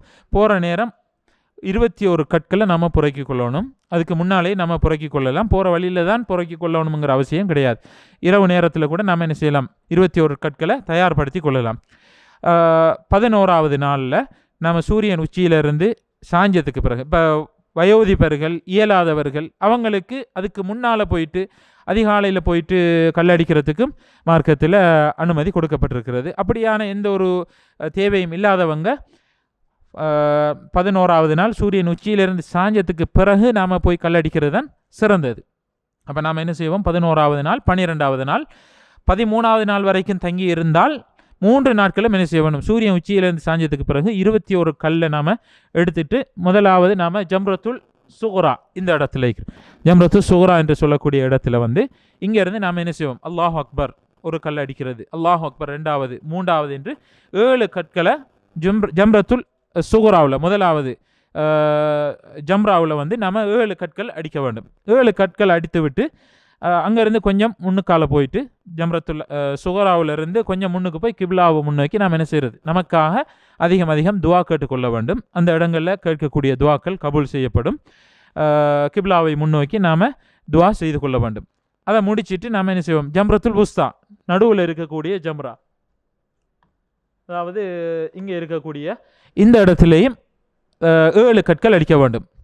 அல்லாஹு அக்பர் அல்லாஹு அக்பர் அல்லாஹு அக்பர் என்று ஒவ்வொன்றாக நாம் அடிக்க வேண்டும். மொத்தமாக நம்ம என்ன செய்யறல 7 கற்களையும் தூக்கி வீசுறல, அல்லாஹு அக்பர் என்று ஒரு கல்லை வீசுறது, அல்லாஹு அக்பர் 2வது 3வது என்று 7 கற்கள் அடிக்க வேண்டும். அதை முடித்ததுக்கு பிறகு கொஞ்சம் முன்னுக்காக கிப்லாவை முன்னோக்கி நாம் என்ன செய்வோம், அதிகமாக துவா கேட்டுக்கொள்ள வேண்டும். நமக்காக இந்த ஹஜ்ஜுடைய வணக்கம் ஆரம்பத்திலிருந்து கடைசி வரைக்கும் நாம் செய்த பாவங்களுக்கு பரிகாரம் தேடிக்கொள்வது, அதிகமான குர்ஆன் வசனங்களை குர்ஆனை ஓதுறது, தௌபா செய்கிறது, திக்ர்கள் செய்கிறது, இப்படித்தான் எங்களுடைய நேரங்கள் கழிய வேண்டும். சரிதானே? ஜம்ரத்துல் உஸ்தாவில் 7 கற்கள் அடித்ததுக்கு பிறகு நாம் துவா செய்வோம். துவா செய்ததுக்கு பிறகு ஜம்ரத்துல் அக்கபா பெருநாள் தினத்தில் தொங்கலில் 3வது இருக்கக்கூடிய இடத்துல நம்ம கல் அடித்தோமா இல்லையா, அந்த இடத்துக்கு போயிட்டு 7வது கல்லை, அதாவது மீதமுள்ள 7 கற்கள் மொத்தமாக 7 என்று 21 கற்கள் நாம் அல்லாஹ் அக்பர் என்று சொல்லி ஒவ்வொன்றிலையும் 7 கற்கள் அடிக்க வேண்டும். சரிதானே? இது 11வது நாள் 12வது நாள். 12வது நாளோடு நாம் முடிச்சுட்டு வெளிக்கிறமாக இருந்தால் எங்களுக்கு 2 நாட்கள் தான் நாம் என்ன செய்ய வேணும், 21 கற்கள் 21 நாம் அடிக்க வேணும். முதலாவது நாள் 21 கற்கள், ஒவ்வொன்றிலையும் 7 கற்கள். 2வது நாள் 7 கற்கள், மொத்தமாக 21 கற்கள் அடிக்க வேண்டும். இப்போ 12வது நாள், அதாவது தொங்கலில் இருக்கக்கூடிய ஜம்ரத்துல் அக்கபாவில் 7 கற்கள் அடிச்சிட்டோம்னு சொன்னால் அதுக்கு பிறகு துவா செய்யறல, அதுக்கு பிறகு துவா கிடையாது. நாம் திரும்ப என்ன செய்வோம், எங்களோட இருக்கக்கூடிய இடத்துக்கு நம்ம வந்துடுவோம். வந்து நம்ம மினாவில் தங்கக்கூடிய நாட்களில் தொழுகை, அதே மாதிரி பாவ மன்னிப்பு கேட்கறது, துவாக்கள் அதிகமாக அல்லாஹிடத்தில் பிரார்த்தனை பண்ணுறது, ஜம்ராக்களில் கல் அடிக்கிறது, இதுதான் நம்ம மினாவிலிருந்து செய்யக்கூடிய வணக்கங்கள். மினாவிலிருந்து செய்யக்கூடிய வணக்கங்கள் 12வது நாளிலும் நம்ம 11வது நாளில் எது செய்தோமோ அதே மாதிரி 12வது நாளிலும் நம்ம என்ன செய்ய வேண்டும், கற்களை அடிக்க வேண்டும். இப்போ 12வது நாளோட முடிச்சுட்டு நம்ம வெளிக்கிறதாக இருந்தால் சூரியன் மறைகிறதுக்கு முன்னால் நம்ம தயாராகிறோம். சூரியன் மறைகிறதுக்கு முன்னால் நாம் இருக்கிற இடத்துலேருந்து புறப்பட்டுருவோம். இப்போ புறப்பட்டதுக்கு பிறகு வாகனத்தில் நாம் ஏறிடுவோம். வாகனம் வந்து நம்ம இருக்கிற இடத்துலேருந்து சூரியன் மறைஞ்சதுக்கு பிறகு தான் என்ன செய்யுது, அந்த ட்ராஃபிக்கினால் என்ன செய்கிறாங்க, கொஞ்சம் தாமதித்து தான் லேட் ஆகி தான் வெளிக்கிறாங்கன்னு சொன்னால் திரும்ப நாம் 13வது நாளும் இருந்துட்டு தான் போகணுங்கிற அவசியம் கிடையாது. நம்ம எங்களோட திங்ஸ் எல்லாம் எடுத்துகிட்டு பேக்கெல்லாம் எடுத்துகிட்டு புறப்பட்டாச்சு. இப்போ வாகனம் தாமதித்ததுக்காக வேண்டி நாம் 13வது நாளும் இருக்கணுங்கிற அவசியம் கிடையாது. அப்போ நாம் என்ன செய்வோம், மினாவிலிருந்து எங்களோட திங்ஸ் எல்லாம் எடுத்துக்கொண்டு நாம் கடைசியாக தவாஃபுல் வதா, நம்ம மக்காவிலிருந்து வெளியே போகிற நேரம் செய்யக்கூடியது தவாஃபுல் வதா. கடைசியாக போயிட்டு நாம் என்ன செய்வோம், பிரியாவுடைய தவாஃப் என்று சொல்லக்கூடிய அந்த தவாஃபை 7 தவாஃபுகள் செய்துவிட்டு நாம் மக்காவிலிருந்து விடை பெற வேண்டும். விடை பெறுகிற நேரம் அல்லாஹு தாலா எங்களோட ஹஜ்ஜை கபூல் செய்ய வேண்டும், நாங்கள் கேட்ட இஸ்திக்ஃபார்கள் தௌபாக்கள் இவை அனைத்தையும் அல்லாஹ் கபூல் செய்ய வேண்டும் என்று அதிகமாக அல்லாஹிடத்தில் துவா செய்து கொண்டு நாம் மக்காவிலிருந்து விடை பெற வேண்டும். இப்போ ஒருத்தர் 13வது நாளும் தங்கி இருக்கிறாருன்னு சொன்னால் 13வது நாள் சூரியன் உச்சியிலிருந்து சாஞ்சத்துக்கு பிறகு 11, 12வது நாட்களில் கல் அடித்ததை போன்று கல் அடித்து விட்டு அப்படியே என்ன செய்ய வேண்டியது, நாம் தவாஃபுல் வதாவுக்காக வேண்டி மக்காவுக்கு சென்று ஹரத்துக்கு சென்று 7 தவாஃப் செய்து முடித்ததுக்கு பிறகு நாம் எங்களுடைய ஹஜ்ஜுடைய வணக்கங்கள் எல்லாம் முடிவடைந்து விடும். அங்கேருந்து நாம் என்ன செய்வோம், எங்களுடைய இடத்துக்கு நாம் புறப்பட்டு நாங்கள் வாகனங்களில் ஏறி என்ன செய்வோம், எங்களோட பயணங்களை ஆரம்பித்து கொள்வோம். கடைசியாக நாம் இந்த வணக்கங்களை செய்யக்கூடிய, அதாவது மக்காவிலிருந்து திரும்புகிற நேரம் ஜம்ராக்களில் கற்களை அடித்து முடித்ததுக்கு பிறகு சூரியன் மறைவதற்கு முன்னால் நாம் என்ன செய்ய வேண்டும், மக்காவிலிருந்து அதாவது மினாவிலிருந்து புறப்பட வேண்டும். புறப்பட்டு கடைசியாக தவாஃபுல் வதா பிரியாவுடைய தவாஃபை முடித்து கொண்டு என்ன செய்வோம், எங்களுக்காக எங்களுடைய ஹஜ்ஜை அல்லாஹு தாலா கபூல் செய்ய வேண்டும் என்று அதிகம் பிரார்த்தனை செய்துவிட்டு நாம் மக்காவிலிருந்து விடை பெறுவோம். கடைசியாக இந்த ஹஜ்ஜுடைய வணக்கங்களை நம்ம பார்க்கும்போது இங்கேருந்து செல்லக்கூடியவங்க கூடுதலாக தமத்து அடிப்படையில் தான் ஹஜ்ஜி செய்வாங்க. அப்போ அப்படி ஹஜ்ஜு செய்யும்போது நாம் தாயிஃபிலிருந்து இஹ்ராம் கட்டி கொண்டு என்ன செய்வோம், முதலாவது வழமையாக உம்ரா செய்யும்போது நாம் என்னென்ன வணக்கங்கள் செய்வோமோ உம்ரா செய்யக்கூடிய அந்த வணக்கங்களை நாம் செய்து முடித்து கொள்ள வேண்டும். தவாஃப் செய்வதோடு சை செய்து முடிகளை ஷோட் பண்ணி நாம் முடிகளை இறக்கிவிட்டு எங்களுடைய இஹ்ராமுடைய ஆடையை கழற்றி கொள்வோம். தமத்து செய்யக்கூடியவங்க நம்ம கூடுதலாக எல்லாருமே தமத்து தான் செய்வார்கள். அதனால் நம்ம உம்ராவை முடிச்சுட்டு என்ன செய்வோம், எங்களோட இஹ்ராமுடைய ஆடையை கலத்திட்டு நாம் வழமையாக அணியக்கூடிய நார்மல் ட்ரெஸ்ஸை நாம் உடுத்துக்கொள்ள வேண்டும். அப்போ 7வது 8வது நாளில் நாம் என்ன செய்வோம், இப்போ ஏர்லியாக போயிட்டோம்னா 7வது நாளில் உம்ரா முடிஞ்சிட்டுன்னு சொன்னால் 8வது நாள் அதிகாலையில் நம்ம மக்காவிலிருந்து ஹோட்டலிருந்து குளித்து சுத்தமாகி இஹ்ராமுடைய ஆடை அணிஞ்சிட்டு என்ன செய்வோம், மினாவுக்கு வருவோம். வந்து மினாவில் இருந்த மாதிரி என்ன செய்கிறது, ஹஜ்ஜுக்காக வேண்டி நாம் லப்பைக்கும் ஹஜ்ஜத்தன் என்று நியத்து வச்சதுக்கு பிறகு ஹஜ்ஜுடைய வணக்கங்கள் அங்கேருந்து ஆரம்பிக்கும். அதுக்கு பிறகு நாம் செய்யக்கூடிய வணக்கங்கள் என்ன செய்வோம், மினாவில் 8வது நாள் தங்கியிருந்து தொழுகைகளை அந்தந்த நேரத்துக்கு சுருக்கி நாம் தொழுது விட்டு 9வது நாள் அதிகாலையில் சூரியன் உதிச்சத்துக்கு பிறகு அரஃபாவுக்கு போவோம். அரஃபாவில் 9வது நாள் சூரியன் உதிச்சத்திலிருந்து சூரியன் மறையும் வரைக்கும் நாம் என்ன செய்ய வேண்டும், அங்கே தங்கி இருந்து வணக்க வழிபாடுகள் ஈடுபட வேண்டும். அரஃபாவுடைய நாளில் துஹருடைய அசருடைய தொழுகைகளை ஜம்மு கசராக சேர்த்து சுருக்கி 2 ரக்காத்தாக தொழுது விட்டு அதிகமாக துவாக்களை நாம் என்ன செய்ய வேண்டும், ஈடுபட்டு கொள்ள வேண்டும். சூரியன் மறைஞ்சதுக்கு பிறகு அங்கிருந்து வெளியாகி முஸ்தலிஃபாவுக்கு வருவோம். 9வது நாள் இரவு எங்கே நாம் தங்குவோம், முஸ்தலிஃபாவில் தங்கி இருப்போம். முஸ்தலிஃபாவில் தங்கி மகரிபையும் இஷாவையும் நாம் சேர்த்து தொழுது விட்டு நேர காலத்தோடு நாம் தூங்கிறோனும். தூங்கிட்டு 10வது நாள் அதிகாலையில் சூரியன் உதிக்கிறதுக்கு முன்னால் ஃபஜ்ருடைய தொழுகையை முடிச்சுட்டு துவாக்களில் கூடுதலாக நாம் ஈடுபட்டு அதிகாலையில் நாம் என்ன செய்வோம், மினாவுக்கு சென்று ஜம்ரத்துல் அக்கபா 10வது நாள் ஜம்ரத்துல் அக்கபாவில் 7 கற்கள் அடித்ததுக்கு பிறகு முடிகளை களைந்து விட்டு நாம் ஹதி கொடுத்து விட வேண்டும். ஹதி கொடுத்ததுக்கு பிறகு நாம் எங்களுடைய இஹ்ராமிலிருந்து விடுபட்டு கொள்வோம். இஹ்ராமை கழட்டி கொள்வோம். இஹ்ராமை கழட்டினதுக்கு பிறகு நமக்கு தற்காலிகமாக தடுக்கப்பட்ட விஷயங்களை நாம் மீண்டும் செய்து கொள்ளலாம்.